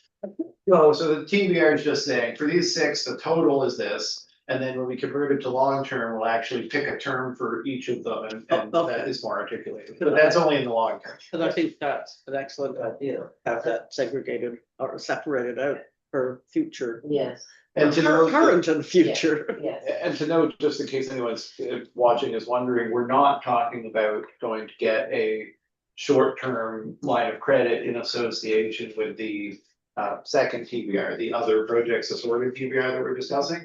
We're just talking about getting that in place before September, Or so pay for that can be those. used for, so that could be used to refill the own source funds that have been used. We did all of those without a line of credit, to Joe's earlier, where we don't currently have a capital line of credit, so those have just been done out of own source funds. I think the deputy mayor had his hand up. Yes. Thank you.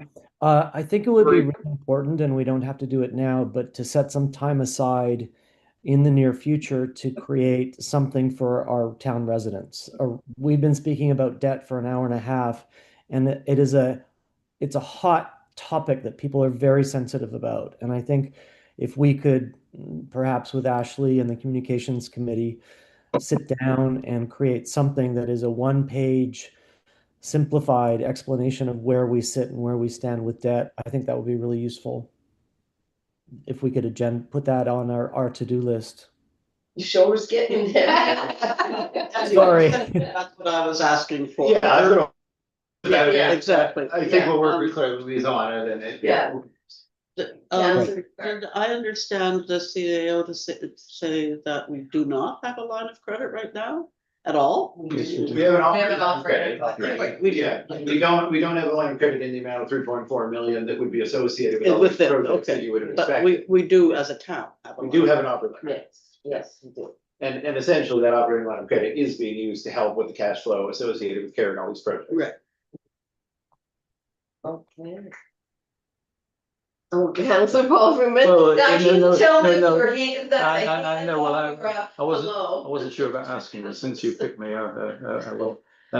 So everything being well depends upon getting this borrowing authority approved, and that depends upon satisfying the province, With our own. which is where. Funny you should ask. So yesterday I resubmitted the FIR, which had been submitted about a month ago. Province came back with some questions. BDO provided, did some work on it, and so that was resubmitted, yes. FIR, financial information. FIR for which year? 23, 22, 23. Okay, right. So following the Sorry. audit that was approved, the financial statements. So province is gonna review that, and then hopefully that's the last of that. And if that's approved, then we will move on to the 23-24 audit. When that will be filing that FIR and then move on to 24-25. Just keep So it had track been of our stuff. intention to submit this TBRs when the province sent us the email saying that they confirmed all the answers and stuff was good on the 22-23, and they had now officially accepted the 22-23. And hopefully that will be next week, and it will coincide with us giving them these TBRs. And that was the sort of, you know, in our prior discussion with the province, that was their expectation for where we would be in order for them to consider our temporary borrowing resolution. So in that sense, Well, fair enough. the timing is lined up. In order to participate in the fall debenture for the second of these, Edgewater will still be ongoing, it'll be in short-term borrowing, but in order to participate in the fall debenture for the second term of these, they have indicated that they would expect their 23-24 FIR to be received and approved by the time of the debenture, which is the second week of October. So like that is our timeline, that is our ticking clock now, Okay, is on the 23-24 FIR filing being accepted. Thanksgiving. Yeah. Okay, Mhm. versus the first. Hope it's not a turkey. Yeah, so, that's great news. Yeah. But, you know, once bitten, twice shy, as they say. So we had, I thought, a really good meeting on the 7th of April, where we got together, had a similar conversation. And I know, Ashley, you're doing everything in your power to move these things along. But honestly, it eludes me how anything could take 7 or 8 weeks, given the maturity of these items and the fact that the lack of materiality on these changes really surprises me. So it's good that the province is once again stepping up and prioritizing getting this thing approved. If there's anything the council can do to support you in this endeavor, please don't hesitate to let us know. Because for what it's, can only appreciate the amount of frustration you must have A lot. sending information into them and just waiting and waiting and waiting and waiting. So the idea that you met, I think the deputy mayor and the mayor met with the deputy on April 2nd, and here we are on the 22nd, 23rd of May. So, you know, it's no, everybody's got skin in the game here, right? So if they can move that along, we can get on. So if all goes according to plan, and if the province gives us the green light on those statements, which they've had since the 7th of September, by the way, 2024, we're only talking about collateral material, not the actual financial statements. Will BDO be able to meet a Thanksgiving deadline for the 24 audit? Or do we have any idea if they can step up to that, given that we're out of cadence with their bench strength? I mean, they were happy to promise the FIR turnaround in 2 weeks and we're now over a month, so I'm less optimistic that they are, but we, at least on our end, are trying to do everything we can to get the audit as clean as possible, and so when we hand it over to them, it's as minimal work for them, Mhm. but I think you know, they schedule these audits years in advance, Right. so we are asking them to essentially push Break the somebody pace. else or make room for us. So I do appreciate that they are also struggling with getting people on board, and you know, we had plans to start this audit a couple weeks ago, but because the FIR wasn't completed, it's just pushing everything back, so I'm cautiously optimistic, but also, you know, I'm starting to think that no matter how hard we push, they are gonna be the bottleneck, and until they get it done. Yeah. You know, So we're just gonna take a short recess Mhm. and we'll come back on in 10 minutes. Okay, Perfect. I forgot do my you have question by that, then. Kelly? Clerk, can you pause? Great. Do we need a council resolution going on these two things today? Yes, yeah, when we Due come back. course.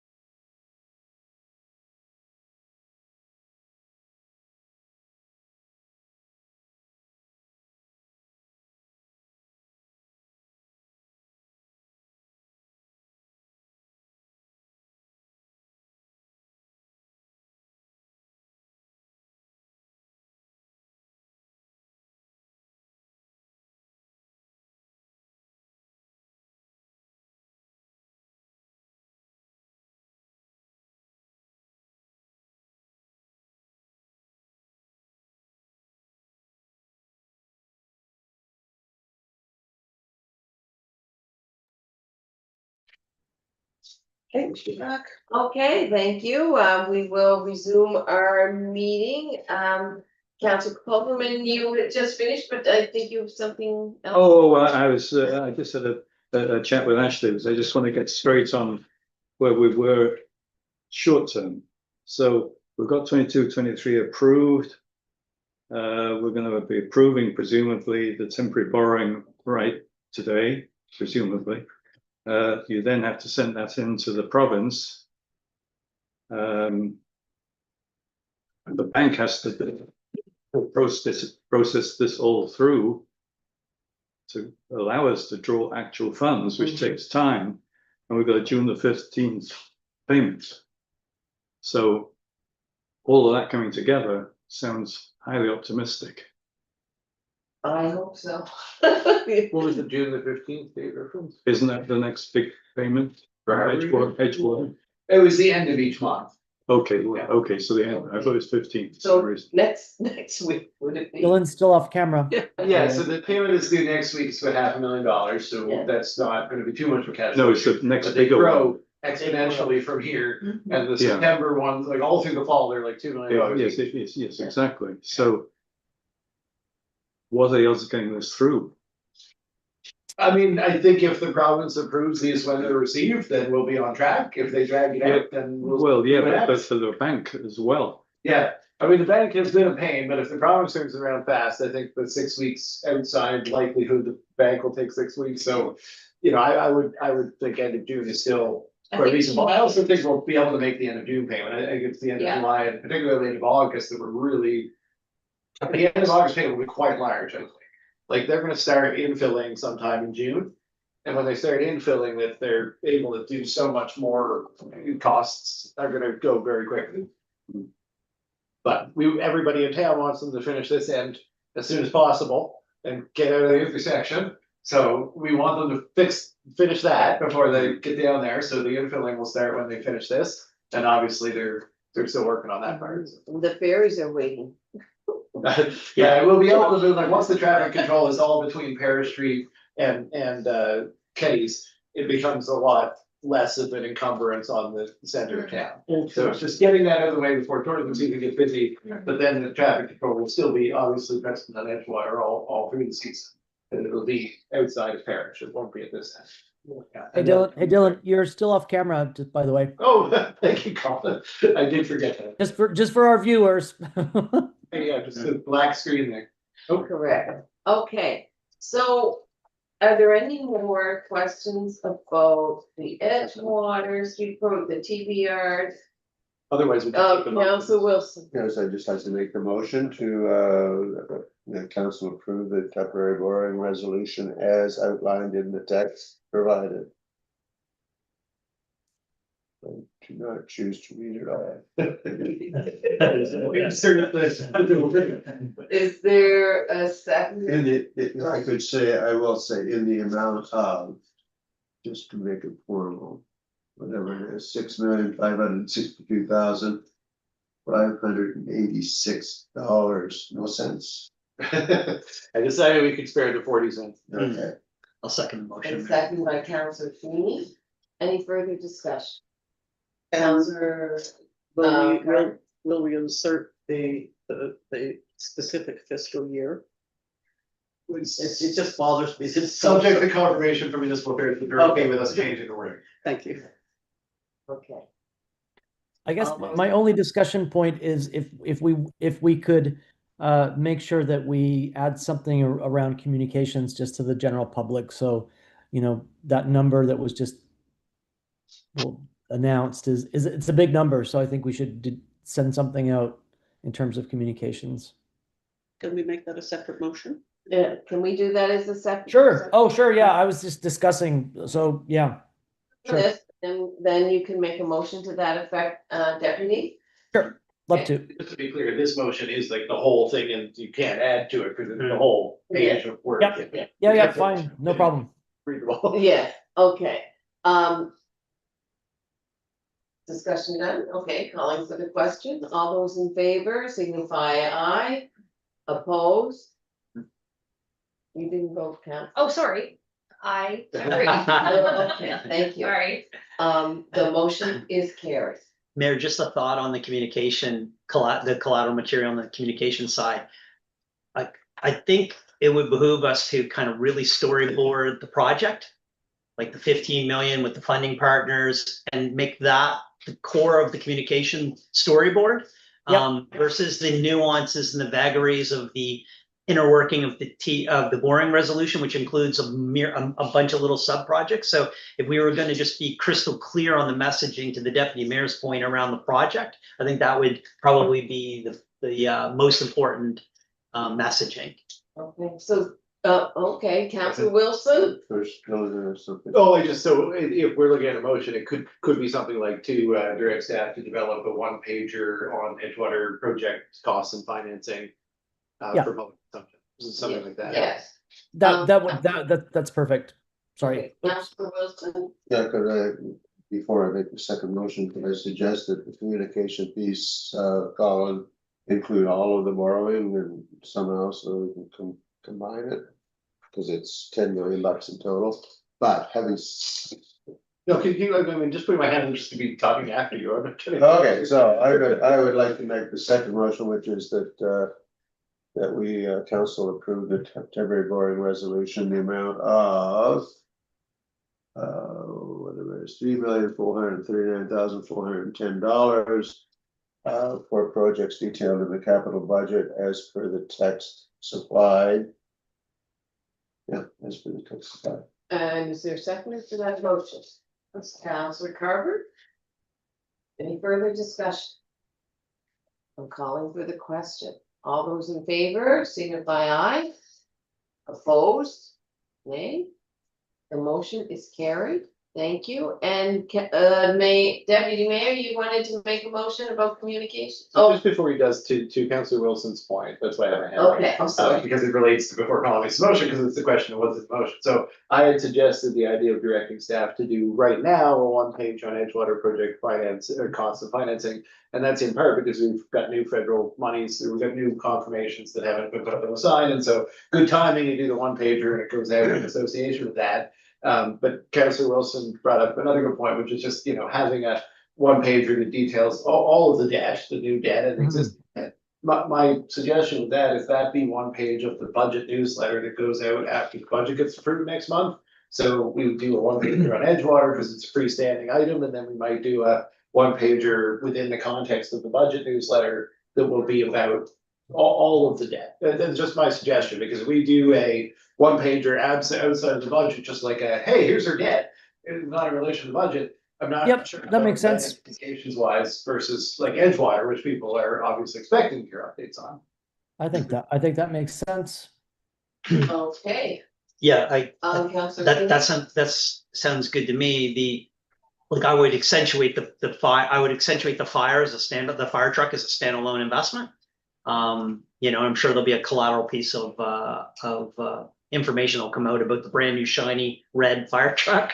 That costs us $1.3 million now, I think. I think the good thing with the budget newsletter infographic is we're basically able to take all of the prior debt, do a pie chart, what was this? All of the current debt that we're taking on now, do a pie chart, what is this? And on a pretty clear page, you get your little breakout, like this part was the fire truck, this part was the Transformers project to meet PCB removal deadlines. There's only 6 projects plus Edgewater, so I think we can capture it pretty well in a one page summary. Councillor. It was a revelation to me last week that apparently there are insurance requirements for age of fire trucks, number of fire trucks, and this, that, and the other. It might be worth mentioning something about this. It's not just a new shiny. You're right. Yeah, you're right. It's a requirement. Yeah. Yeah, I know, but Yeah. I didn't know that. No, Majority I'm just don't. agreeing, yeah. And every department keeps their trucks in such good working order that obviously you would wonder, why can't we keep just using these trucks? Yes, so just a little bit Yeah, no, of that's good. background. Yeah, So Yeah. good point. Councillor Councillor Carver. Yeah, I'm a little concerned with delaying the public communication until after the budget is passed and finished, and because I think that there may be things we could say right now about our deliberations and how complicated it is, and it's there are so many different factors, and the timing. I mean, could be something like people may be wondering, how the heck are we paying for this? And just to sort of itemize we don't get money from the federal government until after we've spent money, and then we have, just like households, sometimes you have to borrow and just that kind of thing. I mean, the kind of thing that we've been talking about right now. Yeah, well, maybe a third suggestion in terms of the comms. So I still believe that the bigger breakout of all existing and future debt belongs to the post-budget newsletter. But, we have a communication opportunity next week, middle of the budget process, the mayor's doing, or we're doing a newsletter, since the mayor's, the town council newsletter is going out for the month of June. So maybe where we would have a message from the mayor or council should be, we're in the middle of the budget process, and it gives a chance to kind of just in general language, tell people about how this stuff works, and then give them more detail with all the numbers Yeah, break out in the next document. I mean, that seems like a good opportunity to me. If Okay. you were already thinking about I'm in the postpone works my on the budget, or other- if you were thinking of something different. No, I had another, the clerk and I had a different thing, but that's all right, we can do something like that. Yeah. Yeah. I think that's a good idea, because it's out now. Yeah. We're discussing it. Yeah. It'll hit the press, Sure, so to speak. Sure, but I'm very pleased with the discussion we had this morning. It's one that I've been wanting for a long time. And it's good to share this with the public while we are in the process of making really tough decisions for the town and tough decisions for us as a council. I mean, it's not easy doing budget deliberations, and you know what, and it shouldn't be, because we should be thinking about being stewards of the taxpayers' money, so. So good what Colin discussion. still wanted to make this motion to catch it off. Colin, Yeah. I don't know whether you want to include the reference to the mayor's, or the council June newsletter, or just focus on the development of the one pager, which is a standalone item with respect to Edgewater. But maybe you want to put a motion on the floor? I mean, Oh, do we need a motion, or don't we just sit down with Well, Louise? I think the development of the one pager re-Edgewater Street, it would be nice to get a motion. I don't believe we need a motion on the composition of a budget newsletter we were already doing, or the composition of a June newsletter we were already doing. But just where the Edgewater Street thing would go out as kind of a special piece of communications, I think it'd be nice to have a motion on it. Fair enough, Mayor. I mean, All right, make a motion. Well, I think Colin wanted to, I was just. giving- sorry, Deputy Go Mayor. ahead, Brian. Oh, sorry. Sorry, Joe. So like we have Claire Louise on staff now. Yeah. Like it wouldn't break my heart. Like, I don't want to box us into our historical communication vehicles. Like, it wouldn't break my heart to say, we've got another meeting next Friday, right? I believe we do. Like, maybe it would be prudent to invite Claire Louise to come and provide us a 10-minute tutorial and overview about like her vision for the communication of all of the budget deliberations. And she may have like a multifaceted communication strategy, some of which we've talked about today, the mayor's newsletter and other vehicles. But rather than have a motion specifically directing certain activity, wouldn't break my heart to simply say, hey, can you help us with the communication overall, and what are your thoughts? So to leverage all of her subject matter expertise, and then whatever suggestions she may have, I'm sure will be ears wide open, right? I think it's a great idea. I think we need to look at which agenda to put it on. So since we've pushed the utilities to next week, I do think we're gonna wanna add a special meeting sometime between next Friday and the 10th of June. And I'm sorry to say that, but I get the impression that you guys may want a final review of the documents with consideration of comms at that point. And that's not gonna fit into the utilities one. That's gonna take us a little bit. So, for the morning. So, we putting Claire Louise on the agenda for the yet to be scheduled additional special meeting, and maybe at this meeting, we could talk about trying to schedule one more. I'm seeing, with us having moved the utilities ahead, I'm seeing the need for another one. Yeah. I still feel that the Edgewater comms thing is not budget comms, and still would appreciate a motion about just putting out an Edgewater project financing communications piece now. If Colin isn't gonna do it, I'll do it. He's going to do it. Everybody's been putting their hand up, so let's make that motion, and then I'll take Councilor Hoffman's So I'll make a motion to create a Edgewater project specific communication piece to go out as soon as possible. Is there a seconder? I'll second it. Second by Councillor Cornell. Thank you. Okay, no You're further welcome. question. All those in favor signify aye. Opposed, nay. The motion is carried. Yeah, Councillor Wilson, did you want to vote? Oh, okay, so, sorry. Councillor Carr. So just going back to the budget dates that the CAO referred to. So we've already booked for the 30th, correct? And that's now, yes, and that's now gonna be the utilities session. Okay, so then our next available timing is only June 13th, or Friday meeting. You mean just because we have the other committees meeting on the sixth? Yeah.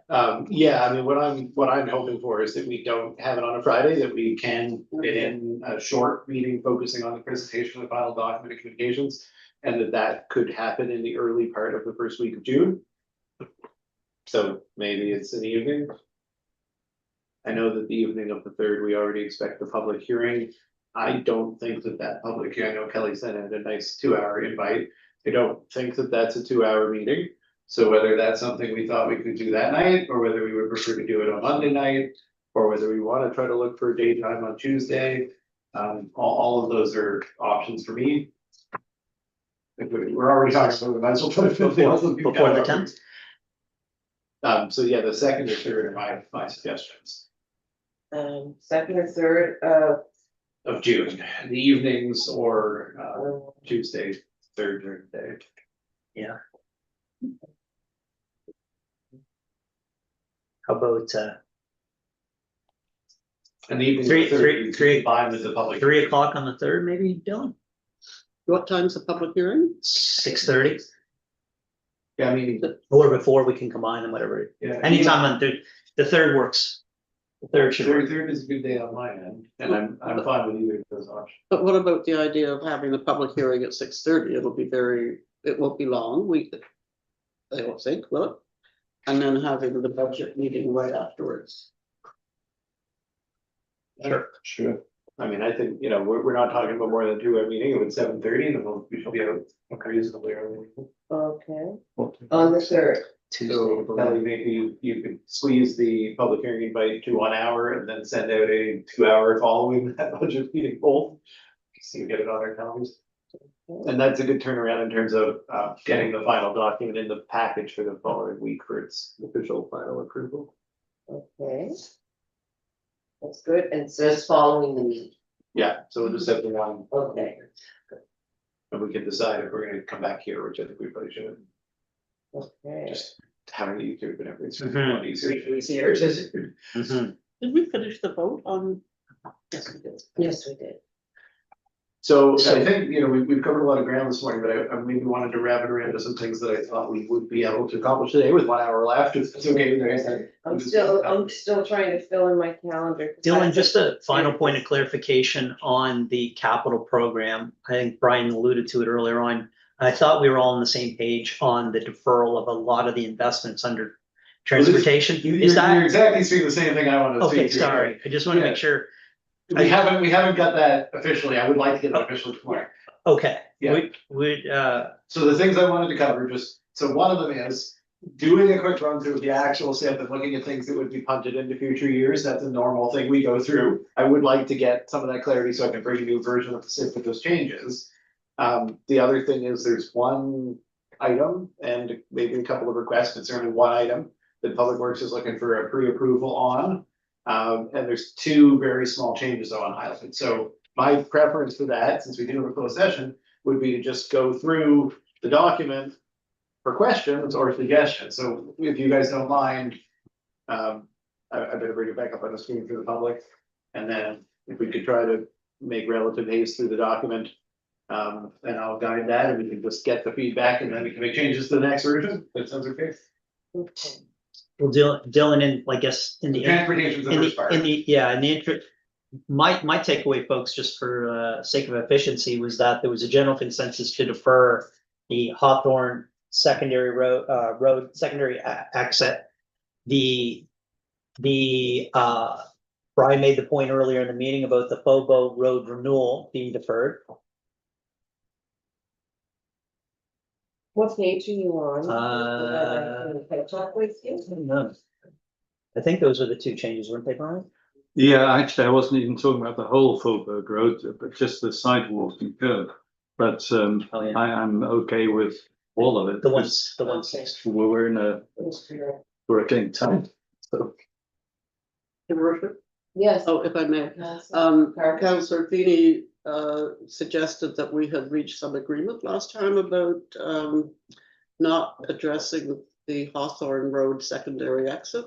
I don't agree with that. I would like to at least see one gate put in, rather than two. in there. Well, maybe let's just go in order down through the project. Sure. However you go. Clearway Street shoulder, the discussion of the Clearway Street shoulder was obviously the parking need is immediate. This has been emphasized at school. We did recently have communication from the principal about the idea of restricting parking along the sidewalk. There's a direct connection here, right? The ability of people to park on the shoulder alleviates people's desire to park along the sidewalk.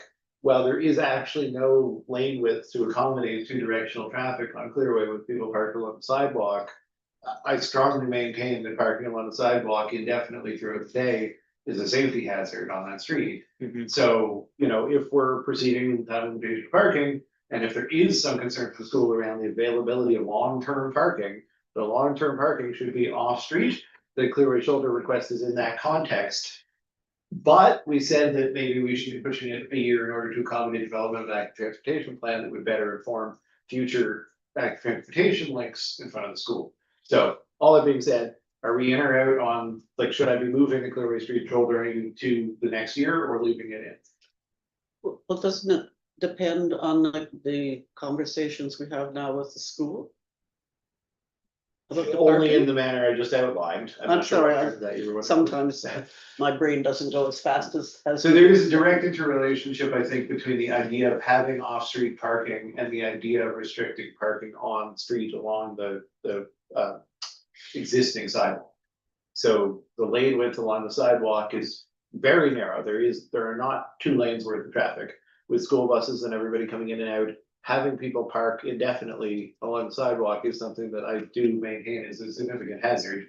But the school has indicated they don't have enough long-term parking, and they've asked us to provide some long-term parking on the shoulder, and that's what this project is about. So proceeding with the imposition of time limited parking does, you know, nuance the need to consider their lack of off-street parking.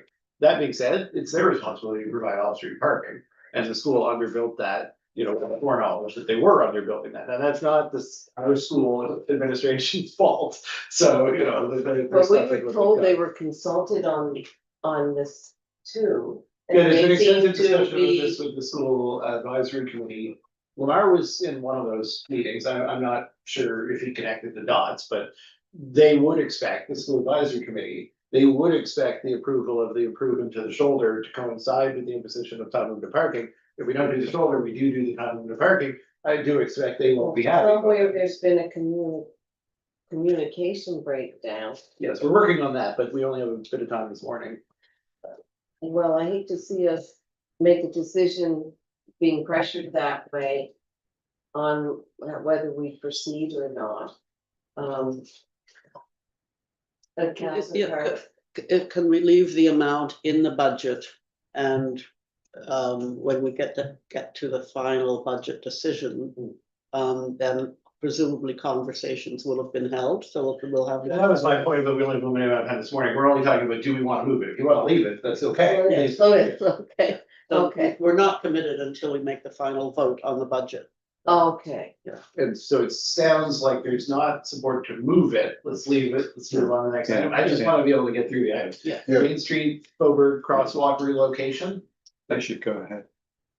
Is there any desire to move it? I haven't heard any from you, so I'm not going to belabor the point. Yeah. No, I support it, but Okay. Yeah. Hawthorne Road secondary exit, this was the point where there was some discussion. And just to reiterate, the question is, could we come back with a lesser amount for an interim solution? Mhm. Would that be preferable to moving it to the Councillor Carr. public? I mean, Wilson, Well, just to say that the proposed $45,000 solution I think we all agree isn't a solution. Yeah. So it's just wasted money. Well, I don't agree. Well, you're putting in a $45,000 exit that is only about 150 feet from an existing exit, and it's going right into the likely source of any fire. Because, you know, the winds do blow from the west. I think that's totally true, like what you're saying, I just would say the merits of that are true. And yet we have no other way to move on this in the immediate term. Councillor Hopper? I thought the focus had moved from the secondary exit to the fire control thing, whatever it is, or the Fire suppression. fire suppression, yeah. So that, the premise of that would be we'd push this off for the longer term version, which is quite a bit more costly in a future year. But I need to know from council that you want me to make that change, draft. the budget. Yes. Councillor Carver? So the $45,000 figure here covers what? What do we get for 45,000? So it's the existing corridor that technically does still belong to Bedford Lands, running from the actual Hawthorne Road right away to Park Cemetery. It needs to be widened to a vehicular width, and then gates would be installed on each end, and it would only be opened for emergency access. So that's what the 45,000. Who's got the key?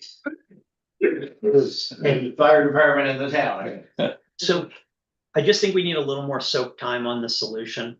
I mean, I'm a no on this particular year. I'd like to see kind of the more global strategy for the hill to be kind of reviewed and collect. And I guess we own the town owns and controls two large parcels there. One was the original green space. Two is the right of way, which originally was intended to pump through to FOBO, which is now in town hands. So I just think like this is a request. It's immediate reaction to this one-time event.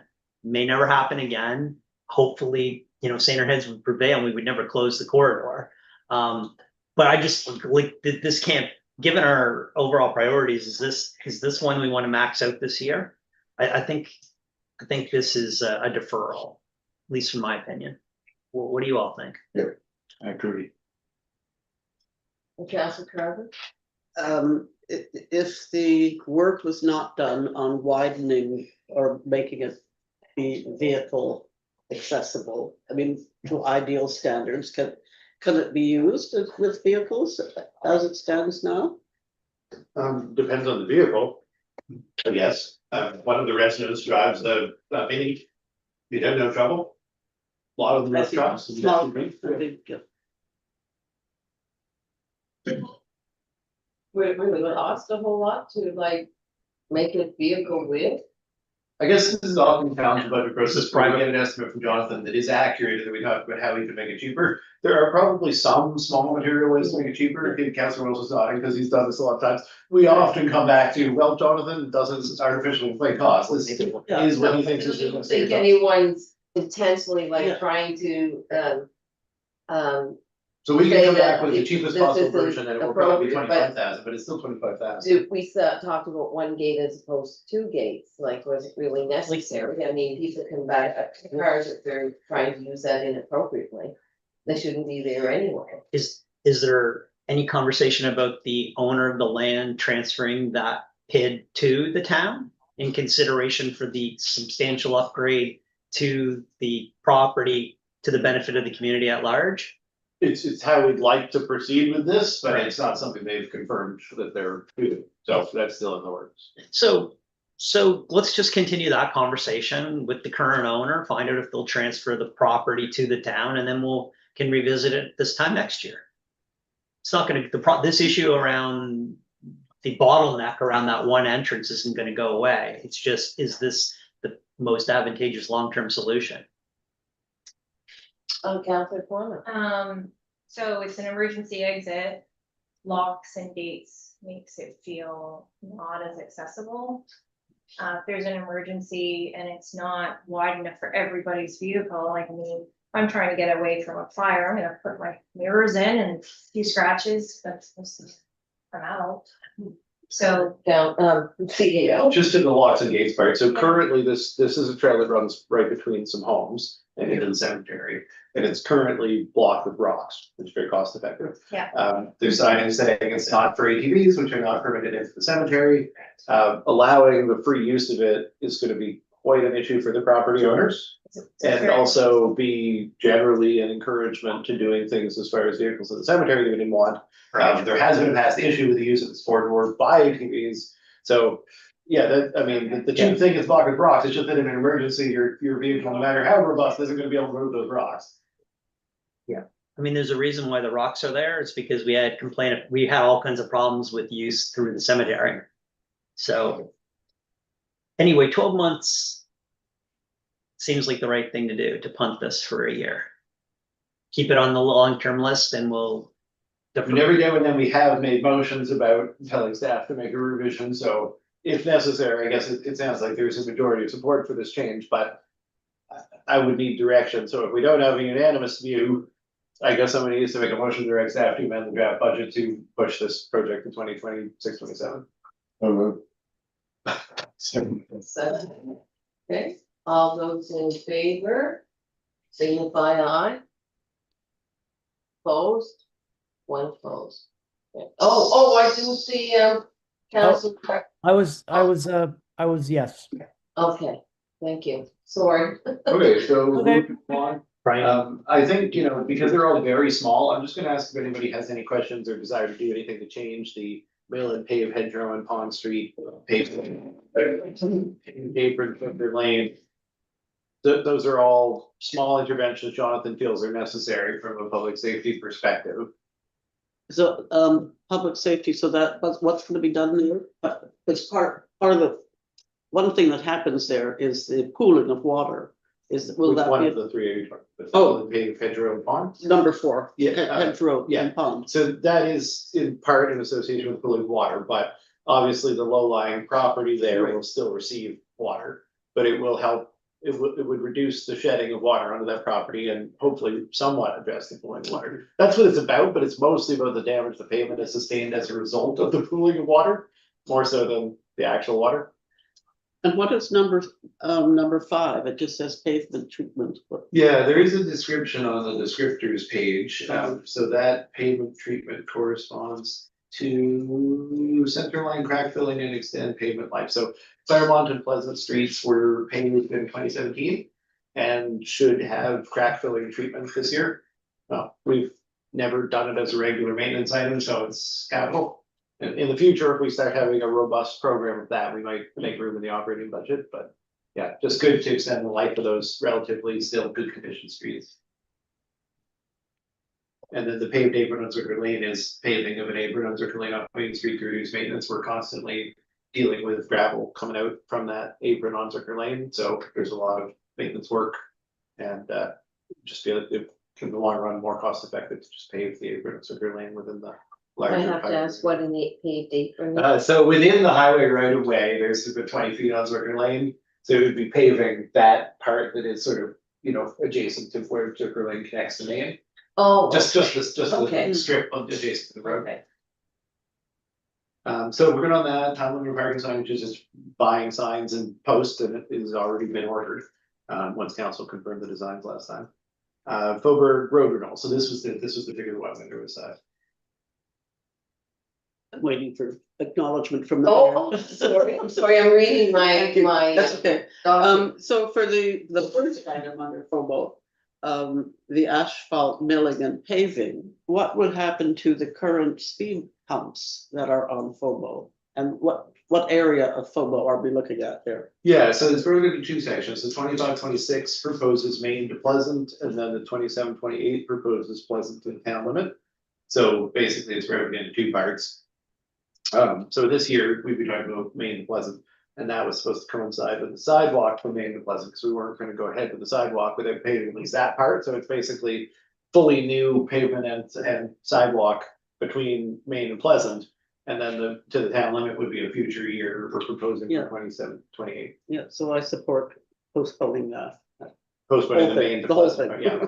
And would we align the whole thing to 1 year? Like we basically say 27-28, we do like try to do the whole thing. I guess it'd be easier for me than pushing just the stuff from this year to next year, because then they're almost in the same year anyway. We might be better to push the entire project in 27. So the staff recommendation is to, if we don't do it this year, but to postpone the whole thing to 27, 28. That would be my suggestion. Now, keep in mind, there will be maintenance, additional asphalt repair needed in this section if we don't pave it. Part of why I was recommended for paving is it is in Mhm. very, very poor condition, so there'll at least it's paving that will have to take place, and there is a little sunken cost there, because we would then mill and pave it. So, you know, we are putting a little money into maintenance that would then not have been worth doing if we were doing it. And we still have a decision about speed humps to make. Yes, and so there is one speed hump in that section that would be being done, and yeah, so we don't have a decision on what we would do with that yet. Councillor Torn. The budget for 763,000, is that, for the entire strip, like from Maine to the town limit, or is it just for? Yeah, that's the whole, That's the whole thing. and then the current year breakout is just this year, so it was the current year for was 118. So that's the pavement and milling from just Main Street to Pleasant, and then the full thing was the larger numbers all the way down. Councillor Polk. I'm not sure that spending money on patching and then redoing it all again the next year is good. I mean, my issue was why on earth we need a sidewalk and curb element along that particular piece of road. I'd be happy to continue with the asphalt milling and paving, but not the sidewalk and curb, period. Well, since we have a precedent for doing these by motion, I guess, once we've had enough discussion, if people feel there is a way that you'd like to handle it, somebody should make a motion. Councillor Feeny. So we have an active transportation study that is rolling down the track. Part of that study is going to be reviewing all of the sidewalk situations throughout town. And I think I'd rather defer all of the commentary about whether there's virtue in expanding the sidewalk infrastructure until after we have that report. So to Brian's point, if we are in the absence of being able to make a definitive decision this morning on the sidewalk, it is illogical that we would do the paving as what right now and then come back and do the sidewalk a year from now, or 2 years from now, or 3 years from now, depending on the priorities. They wouldn't want to presuppose what the priorities are. So in any event, like, I think we need to kick the can on everything that's discretionary. Like, isn't the theme here over the last couple weeks, like, let's keep our powder dry to the greatest degree possible by deferring anything that's not mission critical, because we don't know if there's going to be an unknown cost come out of Edgewater. So like, let's take all the rest of the wanna haves and nice to haves, and we would love to have in a perfect world, and like, let's push them all away unless it's illogical to do that. So to Brian's point, I agree. I'd rather defer the 160, and I'd rather defer the paving on FOBO until the dust settles on all these other projects. I guess Brian's point, just to slightly nuance that though, was if we're going to spend maybe $20,000-$30,000, I'll have to check with Jonathan, on asphalt maintenance in that section, because it is in very bad shape, in order to wait till 2027, 2028 to actually do the work. It's a sunken cost, like we're putting some money into it. And I don't think that's crazy. That's how we generally are approaching a lot of these projects is, well, we know the proper paving and grading and everything coming, but we've got to keep the streets in safe condition in the meantime. So what I would do if this is deferred to 2027 is I would request that I come back and get a number from Jonathan for maintenance paving of that section. Councillor Polk. I just say there is such a huge demand on the pavement side that as and when the priorities come on that, this particular piece would be very low down on that list. Yeah, well, fair enough. Yeah. But is this $118,000 patch job? Is that what we're talking about? No, this is that's to properly mill and That's doing it repave with the properly. crap. Uh-huh. What I'm saying is we could swap that out for $20,000 patch job and get us through for the next 3 years. But we definitely do have to do some work. Like, it's one of the absolute worst sections of asphalt in current condition in town. Like, it's, Okay. We're worse than Fairmont, Lower Fairmont? I would say it's much worse. So, yeah. Oh, much worse. Much worse. I haven't been down. Well, yeah. It's literally just falling apart. I mean, experience tells us that everything we think, when we get the budget, when we get the quote, it's twice as much as the estimate. So I mean, The 118 could be an underestimation, I would imagine. I'm sure it will Then be, it becomes a different as will be issue. the 20,000 with the patch, but. Well, whatever I get for Jonathan will be accurate. I'm going 20, when I come back to the next meeting, I'll have a more accurate number for Jonathan. Councilor Wilson. Yeah, I just echo what Councilor Feeney said, which is let's just blanket Yeah. defer things that are kind of a wish list. I mean, I'm sure they're all necessary at some point, but we will live another day if Bogart doesn't get repaid this year. It's, I mean, despite what everybody here talking There will be patched. this week, I think it can be patched. Yeah, so even though it's desirable to have, sorry, even though we started with motion, so I think it's desirable to keep going with motion, so. Yeah. Motion to refer all Faubourg works to 2027 Yeah. and it replaced with a payment number for this year. I'm happy to make that motion. Okay. Moved I'll by second that.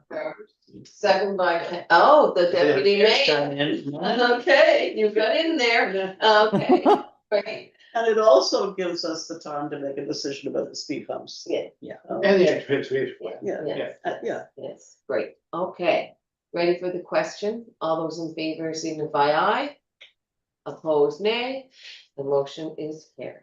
Okay, so I'm gonna take the opportunity, that was transportation, but I think was the largest discussion other than the recreational and cultural, so. General government only has the town hall project. But there is a question within the town hall project, we've already finished almost all of it with the town hall renovations are underway, we finished demolition garage, we paved the back lot. The question here was.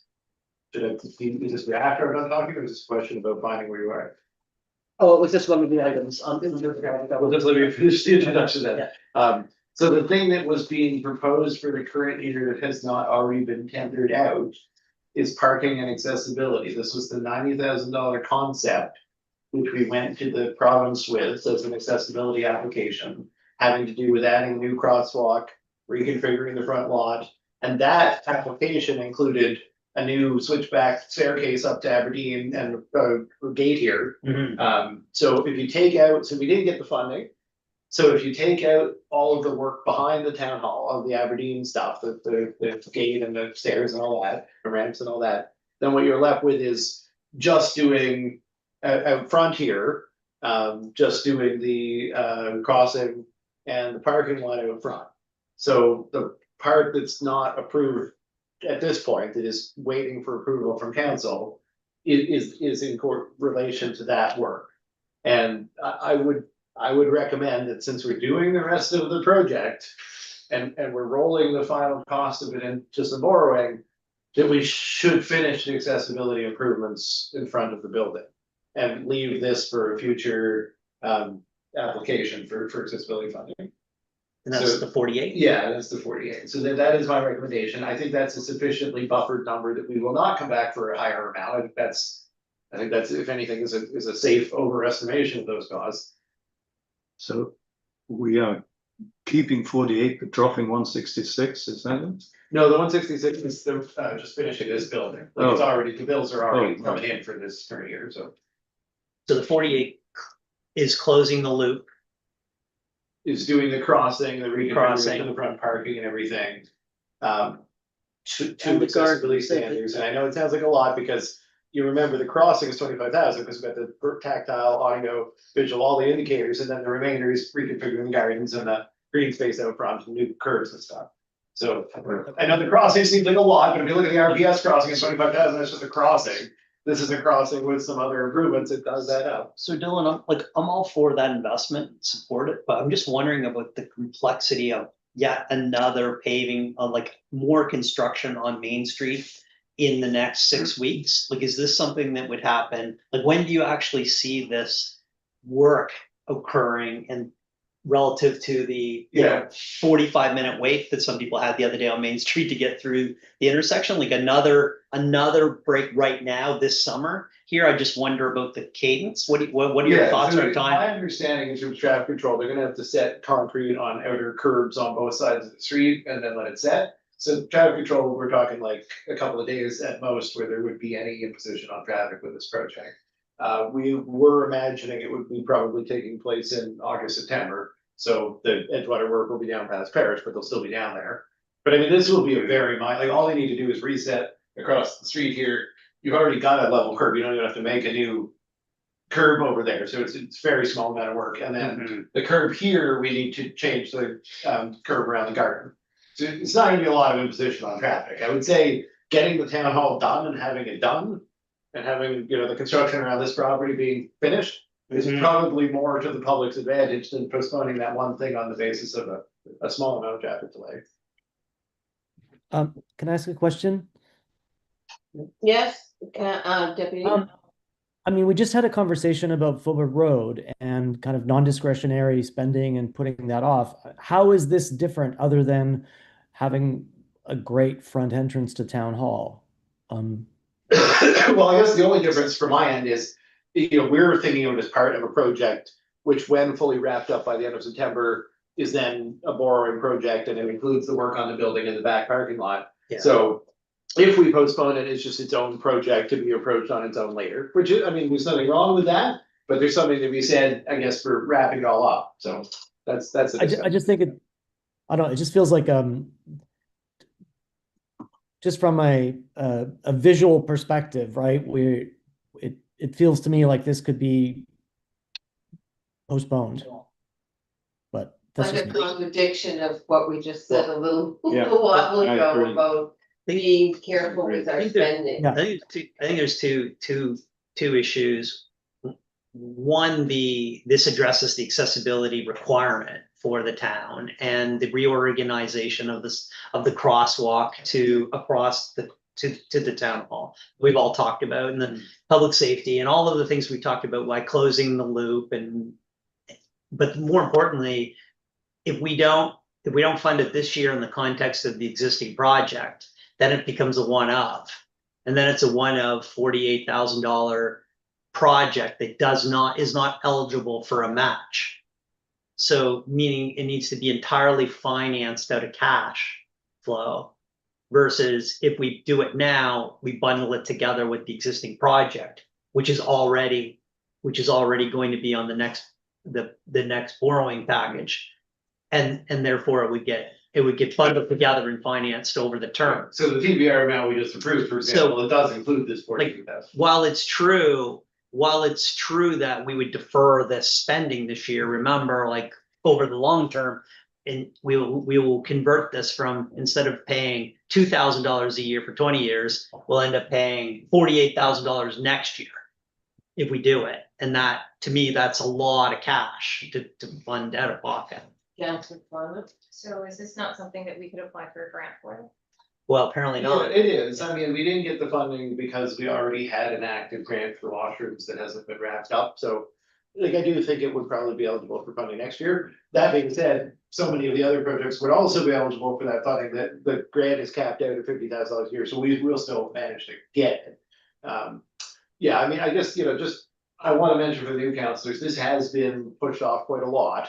From my perspective, there is a value to putting to rest the improvements to this property and having them done, but understand whatever council's discretion is in terms of seeing this as a discretionary expense. I could live with it either way.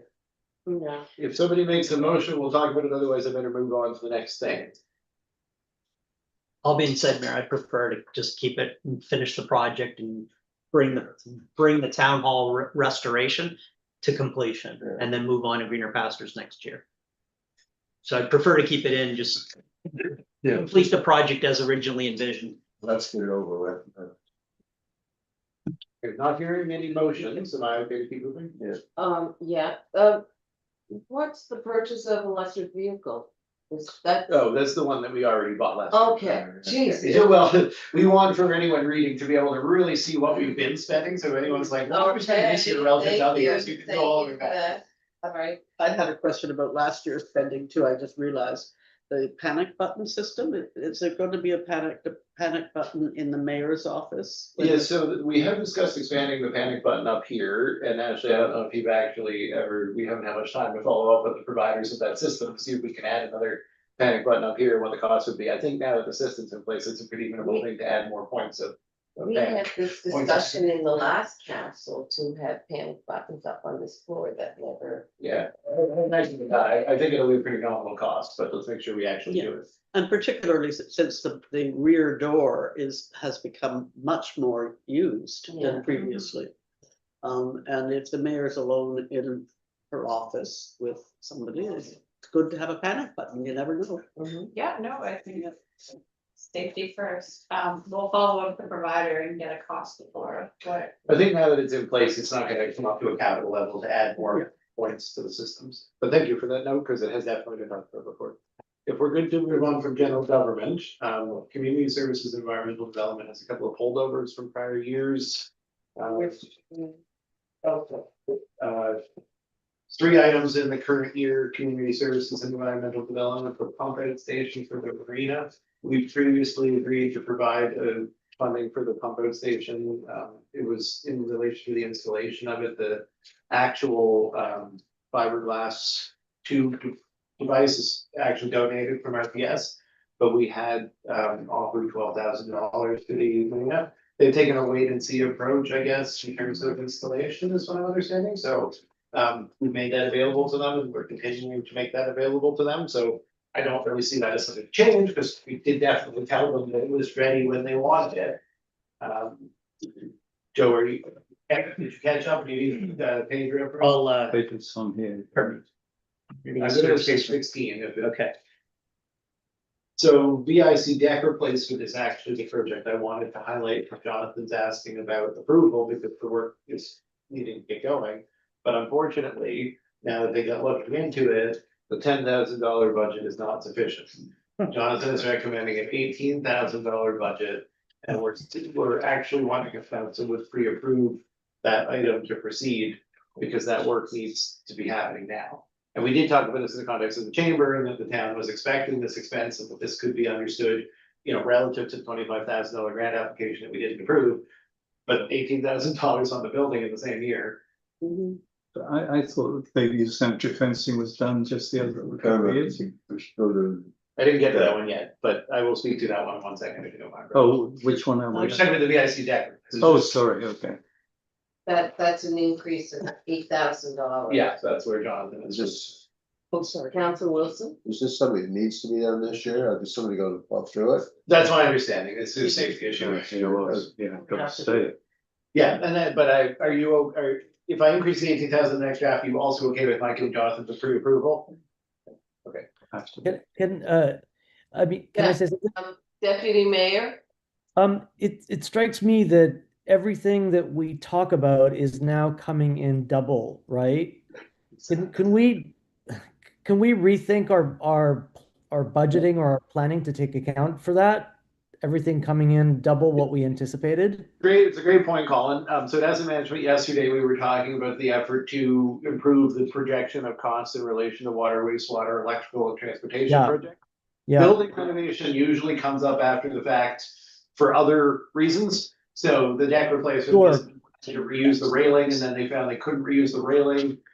So I think building renovations will often still be underestimation. My apologies, but definitely to your wider point, there is an Just like- effort like to make go- sure that we're correct in our estimations. Yeah. just double, like go big or add 50% to your original estimations so that it's I guess you like- could buildings as well. We could just add 50% because you're gonna run into something unexpected. exactly like contingency buffer on everything kind of going forward.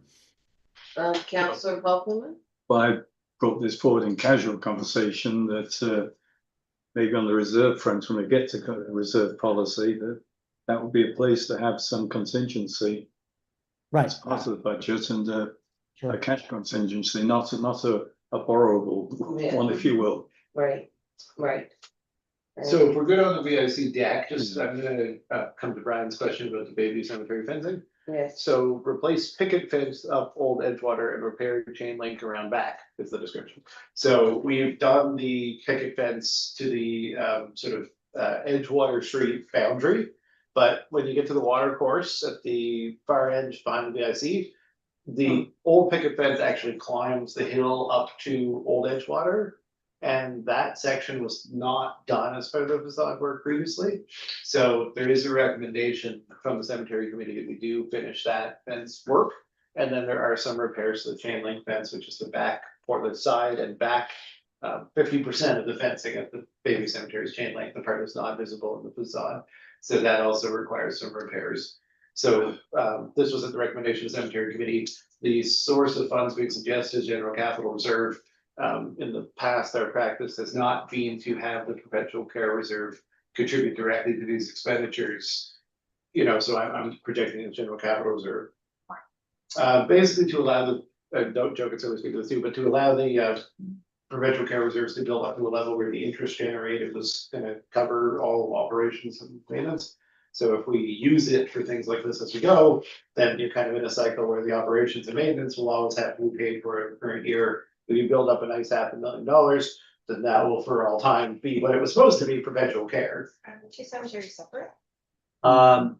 They have separate financial statements, but they're managed together as a collective. I think, you know, we actually have two perpetual care funds that probably make more sense to consolidate at some point. But the moral of the story is that aspirationally, this perpetual care should not be the responsibility of current taxpayers. Should aspirationally be supported entirely from the perpetual care fund. So this plan was started in 2016-17 to basically say, hey, listen, let's solve this problem. It's going to take us forever to do it, but let's get started. And I mean, I think the perpetual care funds now are about $200,000 higher now than they were, 6-7 years ago. So the idea here is over the next 10 years, really, that's the objective here, is that there'll be enough funds in the perpetual care endowment to generate interest to support the project, so that you won't need to rely on the town for the operating budget. So hope springs eternal, or maybe a major benefactor will come in and write a large check.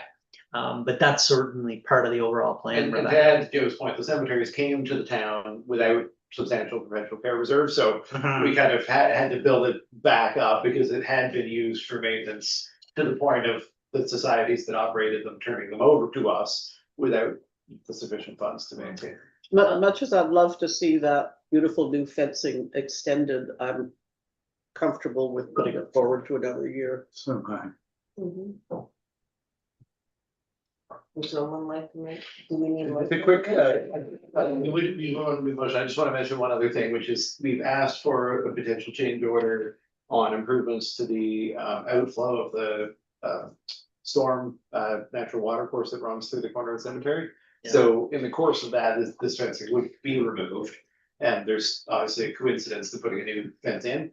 So if we don't put a new fence in, and we haven't approved that change order, but if we did approve the change order and we didn't put a new fence in, there would be no fence, which again, I don't think is an issue. It's not like people are breaking into the cemetery and there's a big open gate just the other way. But just so that everyone understands, when we do get around to consideration of that change order, which I'm still waiting for back from Harbor, then we'll remove the fence. We won't reinstate the old broken pickets. So, just so everybody understands, if we postpone that, I don't think it's an issue. But Also, nobody's trying to break out. That's exactly right. The president's won't complain. Hopefully the deer jump over. If somebody wants to make a motion to push that to 26, 27. I will. Councilor Halperman, second by Councilor Carver. All those in favor signify aye. Opposed, nay. The motion is carried. Okay, now I do want to have some time to close session, but I was certainly hoping we get to recreation and culture, because this is the larger chunk of current year projects where there is some option. Oh, So now you're going to page 20, I think, based on the end of the electronic version. We don't have. What's the subject? So this is recreation and culture. Okay. Project. Got it. There's a lot of prior year, you can skip that case and go to the current years, depending, that's the prior year, that's really just there to show you all the stuff we did do. And then we're gonna be going to the current year, which starts with community field accessibility and Yeah. 7 projects. yes. So just to quickly detail these, so this is all per year, but the community field accessibility is not all proposed to be taking place in the current year. So the community field accessibility, what we actually have in this year's budget right now is, and council obviously discretionarily push this, is the $23,000 track upgrade. So we've talked for so many years about the deficiencies in the quality of the track. And at this point, paving it is the only recommended solution. It would cost $23,000 to pave. So if that was to be pushed, no big deal, that could be pushed any given year. It's not something that's specifically been requested by MBU. There is some advantage to fixing that while we're putting the fencing in, that we've granted MBU the money to put the fencing in for. But you know, it could also come later. And that's $23,000. Yes, Councillor Wilson. This is the track around the Yeah. Naval Base Center. Paving it is a terrible solution in any event, so I'd suggest we defer it until we figure out a better solution. Yeah, the preferred solution is an athletic track surface, which starts with paving and then puts treatment on top of the paving like you find on a tennis court. Yeah, well, that's their preferred Yeah. solution, but I suspect there are others. I don't think there's any, like chip seal, we're giving up on, Yeah. to be honest. And gravel is what it is now. So between what it is now, paving is the only next step up. And gravel's not accessible. Yeah, so that's a challenge, is that where it is now, doesn't meet accessibility requirements, paving would. And an athletic track would also be even more suitable to the proximity to the field, but that's more expensive. But, and you said that paving it now creates a base for a preferred surface? Yeah, so the way the athletic track surface is done is it does have a basis of pavement underneath it. And then you basically layer soft membranous layers over that. Let's see. Yeah, let's it's a see long, there you know. first. So, sorry, Brian, so I'm just trying to have apples and oranges comparisons in my mind. So we have 100-meter field by 50. So we're gonna get 300 meters of what, 8-foot wide paving done for $23,000? Like that, doesn't that, and maybe I'm missing some part of the math here. Yeah, but- so there's no milling and the existing surface is appropriate to pave on. They've got layers of gravel underneath and everything that you would do as a pavement base. So this is just the asphalt coat and it's hand rolled, and this is a quote that Jonathan has recently updated. So this is a quote from a vendor. Yeah, Okay. Well. Maybe that same vendor would like to do some other, so we're Yeah, not, different scale. so it's a different scale of work. Okay. so Well, you know, if there's a motion to defer, we'll defer, otherwise I'll move on to the next so item. we're putting a fence around the field. Yeah, Part of the every year is project, for worse. and this paving would be on the interior of the fence. That's my understanding. So it strikes me that if you're gonna do the work, you kind of want to do it before the fence goes in? Is that the? No, I think the other way around. You want We're the, gonna do ditching improvement, they're gonna put in the fence, and then I think the last thing would be the paving. So, you know, in that sense, it could be. Where is that listed, the ditching and the The fencing? ditching Number is no 6. other, and the fencing isn't our project, the fencing is the MBU project. So we give them a grant and they're gonna do the work. To the fence. But- The oh, ball the field fence, fence is I on see, the, I I see. know Brian referenced that, There's- that's actually. That's right. I guess my only thought is that essentially we're making a decision to put the ball field on long-term hiatus. We're not proceeding with the grubbing, we're not proceeding with the grass upgrade. We're gonna wait to see how things evolve with Jubilee Park, right? If that motion is made in a second. we If get that The meeting's motion- recorded. So knowing that we're not going to really have the ball field as a working community sports facility for at least 2 years, this summer and certainly probably all in next summer as well. Look, I'd be more inclined to say, okay, like the community group is going full steam ahead. There's lots of improvements. We'll do the paving, and then there's, you know, this project that will be the de facto community athletic field. And then we can have a more well-rounded conversation about the future of the ball field and the future of Jubilee Park for athletics versus some other potential use. So I'd be more inclined to say, okay, let's do this now, get this project on the rails, knowing that we're not doing the other project, because we're going to constantly be trying to spread our money between the two fields, and maybe not to a great effect. Well, what do you all think? I'm inclined to leave the 23,000 in for the track upgrade, primarily for accessibility. And because it's step one of getting to a better surface. It gives us that platform. And I hadn't realized that we had officially scrapped the ball field items. but- Well, more than that, We haven't seen. the bandstand, I just want to reiterate, phase 3 of the bandstand, this is a project that actually began in 2019.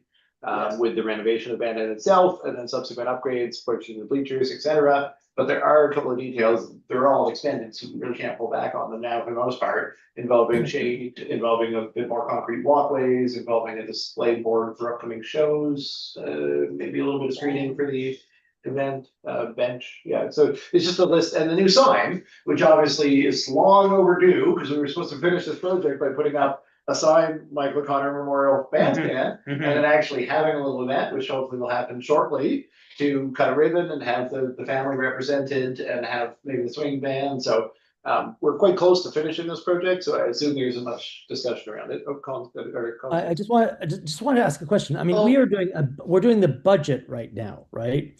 So this doesn't mean that everything is automatically approved and go ahead and spend, right? Like this gets cross-sectioned with where we are with cash flow, with lendings, with financing and all of those other things, right? So we can leave it in the budget, but it's not an automatic go, right? As of June 1st or something, right? Just as Yeah, it depends on the project. So this one, the bandstand one, I don't know if you raised your hand specific to this one, or this was more of a general question. This bandstand project is a go, because it was already approved last year, we're already almost Oh, finished. I was still on the If it's 23 for the project, yeah. track upgrade. If it's a project we haven't started yet, we will usually come back to council around the issuance of a request for proposals or confirmation of design, like we're doing. with Right. But generally, the approval to expend funds is in the budget, so like technically, another motion is not required. It depends on the nature of the project, whether we end up coming back for award of contract or confirmation of a design. So if council wants to see like a design, in this case with the track upgrade, like it would be a pretty basic thing, like I wouldn't really expect it to come back in that sense, Colin. If anything comes over budget, if anything, we go to tender, or get quotes, exceeds the budget, we obviously come back. I hope that helps clarify how they work. If it's here, it can go. Yeah, it can go if no further confirmation of I increased see. funds or design or, or Well, contract award. I mean, there's management. I mean, you and Ashley are gonna. Yeah, we look at the You're not- cash flow. You're not gonna We time the proceed. project out, and it's also missing the contractors, like doing the two different washrooms at separate times was about having one of them stay available. It was also about allowing the contractors working on one of them to bid on the second, because if they were happening at the same time, one contractor wouldn't have the capacity. And then cash flow is obviously considered external funding. A lot of those things, that's what Ashley and I have to think about in terms of actually implementing the projects. Okay. So the public washroom accessibility, I think we're all pretty good on that project, and if possible, I'll move on to the fishing dock. Another one that was actually approved last year, it's already been ordered, so there's no pulling back, we paid for it and it will be. The check. But fishing dock? Yeah. Really? What a waste of money. Well, Yes. So County forum. sorry, anything that was previously approved,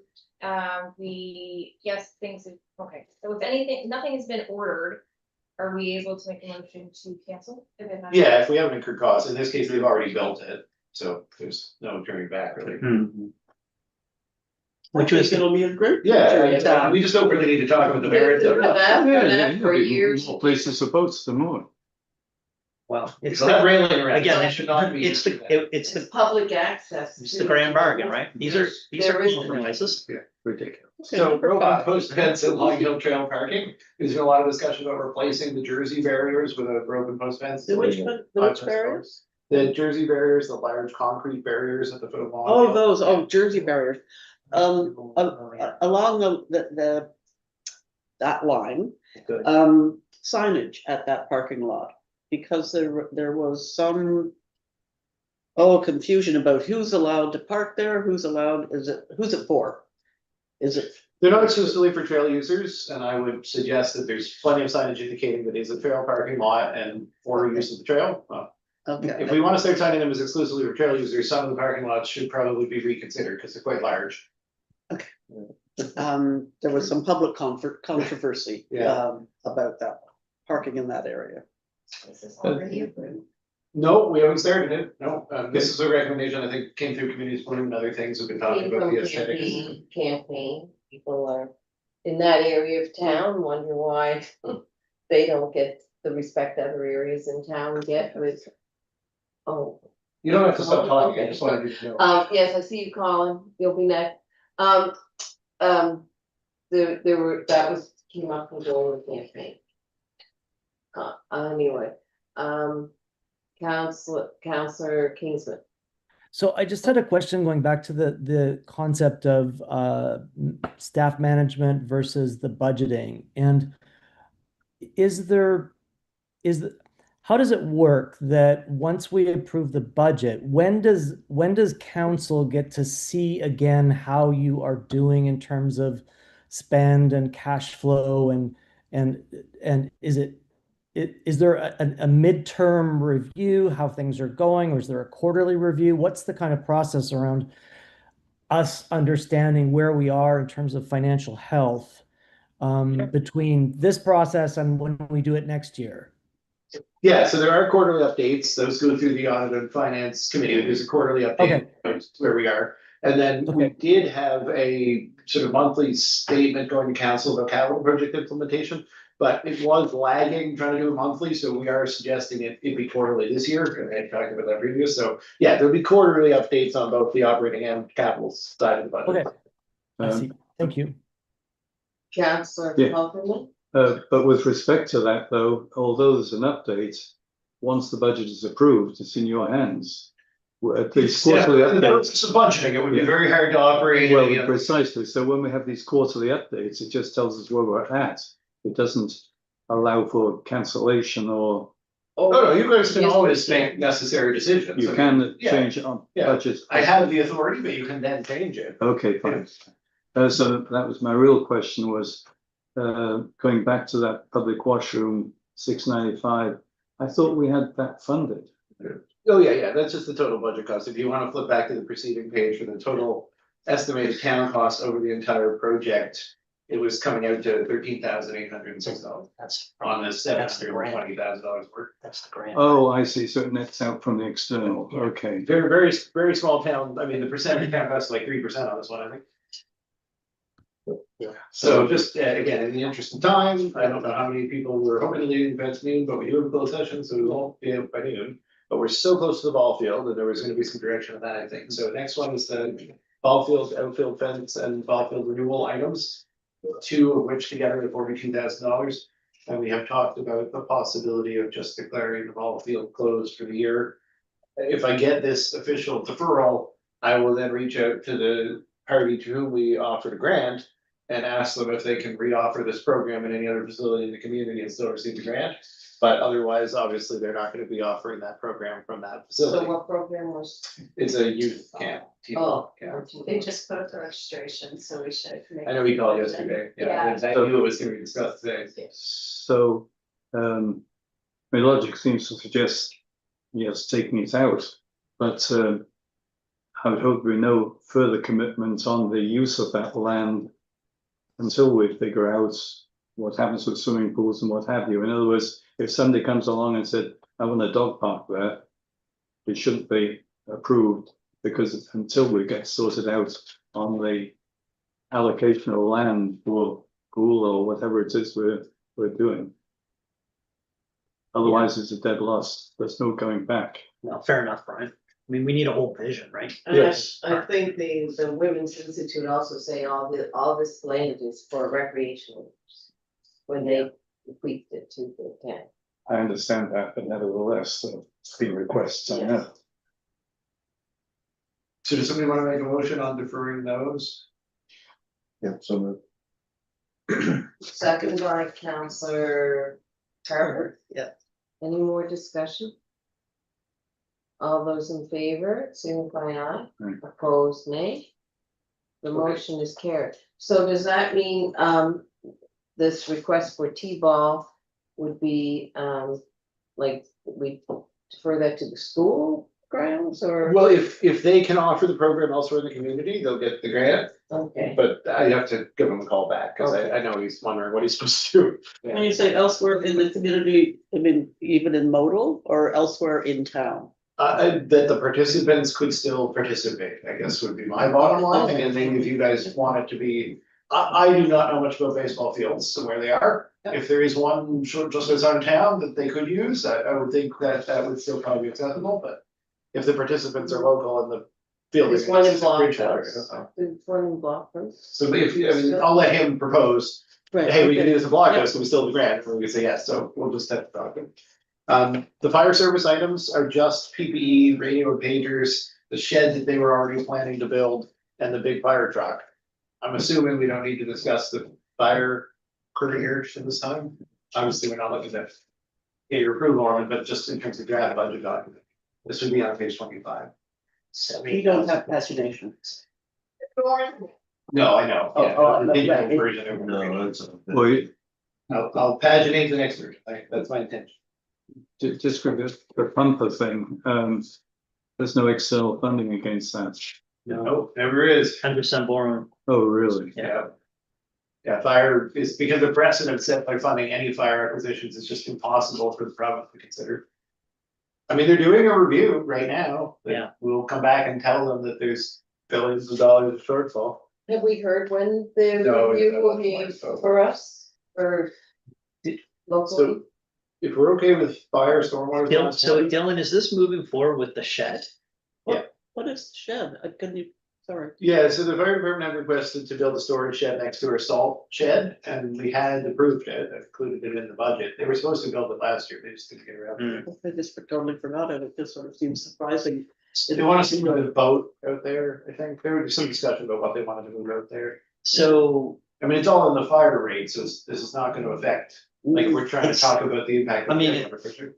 wow, I mean, it's a big building for another requirement for yet another shed when the town works building is just down the street. Regardless, so there's all kinds of things that the fire department purchased, like last year they purchased a $50,000 side by side. And and then they had to buy a trailer for the side by side. And everything kind of like, okay, because the fundraising was robust. So because the fundraising was robust, there's an open charge to say whatever we earn above our requirement to pass along to the town for the debt financing of the auditorium is immediately available to be spent on Whatever. on whatever. So all I'm suggesting is that the assumption here is that this is going to be funded out of normally funds that would go to fire equipment reserve, I suppose, right? Yeah, so in each year, the department fundraising activities and the town contribute over and above any debt servicing. $25,000 each, plus, more sometimes, at a minimum, $50,000. So the reserve goes out 50,000. We estimate $15,000 in donations each year, tends to be fairly accurate. So we budget 65,000 into the fire equipment reserve every year. This budget shows 63,000 coming out. So the purchase cost of the new pagers, PPE and the shed is net a contribution of $2,000 to the reserve this year. That's what's reflected. I guess here's my direct question. So let's just say that the fire department has another successful year of fundraising. And they raise another similar amount to what they raised in last fiscal year, which was $152,000. The difference between the 152 and the 68 or 63 that we're talking about here, which includes investment, those funds, are they, my sense of things is they're just going to go to something, and there'll be more incremental fire equipment asks versus refunding the base program. I'm just wondering what your thoughts around how these items get prioritized, because these are big numbers. Yeah, I mean, there's a strange, the way that the funding that they receive through the provincial 50/50 or operating the bingo program, all of those revenues that they fundraising, not donations, fundraising that they gather is not contributed to the town. They contribute from that each year, as you said, the servicing costs on the hall portion plus 25,000 towards the equipment reserve. And that's what's contributed. If they raise more than that, then it's in a bank account maintained by the society. No, fair enough. And they usually, if they request things like the side by side of trailer, they take that much extra out of that account and contribute it to the town to cover those incremental purchases. Right, So- so, If they want to buy stuff, they will give more money to buy that stuff, but the money they're giving is covering these costs, so there's no extra money for the shed. We didn't look for extra money for the shed, but if they want something to put in the shed, more money will come out of their reserve to cover that. okay, I think that makes. And we don't know what the balance of the society's reserve is. Mhm. So We our don't. reflection, yeah, exactly. So our reflection in here is only the money we have custody of, which We have- they've either contributed or is donation revenue We have a or good- other I contribution. mean, it's not that, We do not get financial statements from them, if they, like, they're a charitable organization. We have not. We have not date. to date, because I couldn't really speak to that. I mean, if you want to meet with the society reps, I'd be happy to join you and we can talk about this with them. well, I just think it'd be interesting to know how much is there in the trust, like. I feel like we've had occasional, like, animals will mention it or, but we don't really have like We don't have anything a formal. direct line. We don't have anything Yeah. formal. But they must have an annual report. You would imagine that they would, yeah. I mean, they've only been a registered society for 2 years, so I It think would this is be on fairly the new. side on the joint stocks page, wouldn't it? All that information? Should It has to be I guess my filed. point is this practice long predates the registration as a society. but let's be charitable and say that they did pay $250,000 towards the auditorium that came out of their reserves. And they are also almost last year, almost every incremental dollar they raised, they reprofiled into items that council reviewed, including the side by side and the trailer and the odds and ends. So like my sense of things is their reserve budget is modest, like certainly well under $100,000 to be my guess. But who knows? Like maybe people, maybe. Like we would see the donations, right? Because we're the ones. Donations coming. So We keep them in the equipment. the in-house revenue, Yeah. we wouldn't have visibility on. Anyway, it's Yeah. a high cost problem to have. All I'm saying is $50,000 for a garage. I guess if they need it, they gotta do it, but boy, it's a big building to not have storage. Yeah, Yeah, that was exactly. we don't want it to end up like the last one, in terms of being so crowded they can't get the stuff in. Right, and it was unsafe. I mean, it was. Is anyone proposing any change to the fire budget? I know we're already over time, so just trying to help. With respect to stormwater, stormwater management, I just wanted to note here, under stormwater. We have a small Edgewater Street tidal valve, or this is page 28 of the digital document. We have a small Edgewater Street tidal valve. Scott has previously spoken to this. It could be an Edgewater project, because in the long run, maybe we want to just slip this into the larger Edgewater project, but it would still need approval. It's $20,000, maybe it should just be an Edgewater project. Improved ditching at the community sports field. So when I mentioned about the projects adjacent to the community sports field, I mentioned that there was a fence and there was improvement in the ditching. So for many years, people who are familiar with the ditching along the sports field, for many years, there's been an issue where the field side is much better armored and much higher up than the adjacent side where the private property owners are. And it's private property on that side, and there's some nice trees in there. But the owners have indicated that they would be quite supportive of Public Works building up the opposite side of the ditch so that when it overtopped, it didn't just immediately run into their backyards. So it's basically just armoring ditching work along that side of the ditch. And there probably will be some consequence for the trees there, which is unfortunate. However, the property owners have requested it, is my understanding. So they're not going to oppose the impact on the trees. So I think this is an important step that will be a one-off thing and it'll be done. But it does need to get done. So I don't know if any questions on that, but we haven't previously talked about it. It's just something Jonathan anticipates needing to do. And then Main Street West project, we won't talk about separately there, so. Well, this just further confirms through a myriad of decisions incrementally. We've reorganized the town's athletic sports facility to the Mahone Bay Center field, not the other field. Because this is an immense amount of money we've poured into that facility in the last 3 years. Like this is hundreds of thousands of dollars now, right? Which Yeah, is so great. some of it was grant funded, of course. Yeah, There's it's, I mean, a lot and of- don't get me wrong, it's a terrific. If you terrific- include but we're moving the not, power line and building the infrastructure underneath. the point is, we're not a big enough town to have two athletic facilities. Like, we have to pick and choose where we're gonna prioritize our investments. And I think we, by happenstance, we've chosen, we've just. Because, so there's gonna have to be some realization that we don't have unlimited funds to redo the ball field. Anyway, That's what I thought to do. West, Yeah. fair enough. You Skinny Bang Main Street West project, what's that? So that's just a stormwater component of this very large $18 million project that Councilor Carver already requested. We sort of pop it up at the beginning the way we do with Edgewater rather than breaking it out into all the different. Yeah, but we haven't got the funding for that.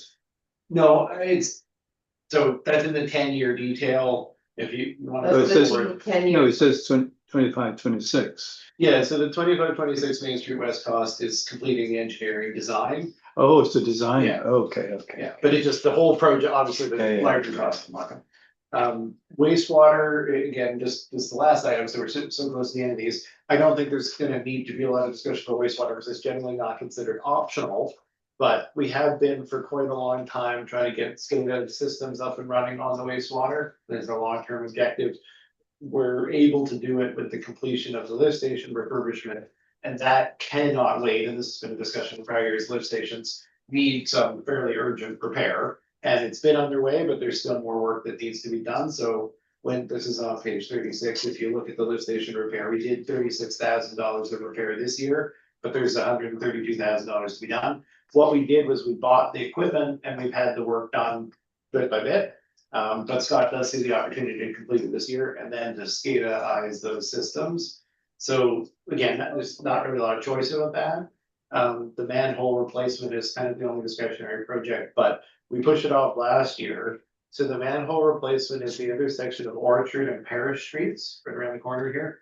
We were planning to do that as part of a larger repaving job. Joe mentioned having postponed.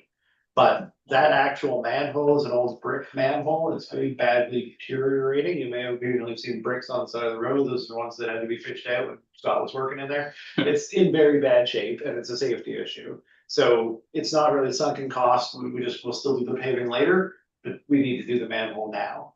So I don't know there's much nuance to the wastewater budget. It really is just the stuff we have. And is this partly water utility or? The wastewater isn't, but we've discussed the idea of following Halifax's route, which Bridgewater is contemplating of merging wastewater into water. Which would then mean that when we talk about the utility, we talk about water and wastewater services. So currently wastewater is Logical. part of town general, and that's why there's no wastewater bill for customers. Water in, water out. Yeah, that's the model we would move towards if we go in that direction. Makes sense. And there's a study about that in the operating. budget. Yeah, we heard about it at NSNN. Yeah, so that's the long-term capital project detail. I've got now 4 changes definitely to make. To me, that was the conclusion of what we needed today on the capital budget, and I would be prepared to move to closed session. I'm not sure if anybody else has any other questions. Okay, Right in the middle of the street on Orchard and Parish. Are there any bricks? Does that? Are there any bricks available? I don't know if there's any bricks. I did take a couple before. Give you some. okay, so the, Well, there will be a lot of bricks available when they do it. I guess we should, yeah, there will be a lot. We're in closed session, if I. I need a motion to go into closed session, Counselor Wilson. Second by Counselor Carver. I'll second the motion with the proviso that we cite the MGA. Yes. 22-2A, acquisition, sale, lease and security of municipal property, MGA 22-2C, personnel matters, MGA 22-2E, contract negotiations. Okay. Discussion, no, we will, I will call the question, all those in favor, signify aye, opposed nay. The motion is carried. How does Colin stay in? I just shut down. I think Kelly can get us offline. Let's just make absolutely Yeah. sure. We run the water. Yeah, this is a good time for anyone to take I just shut that down.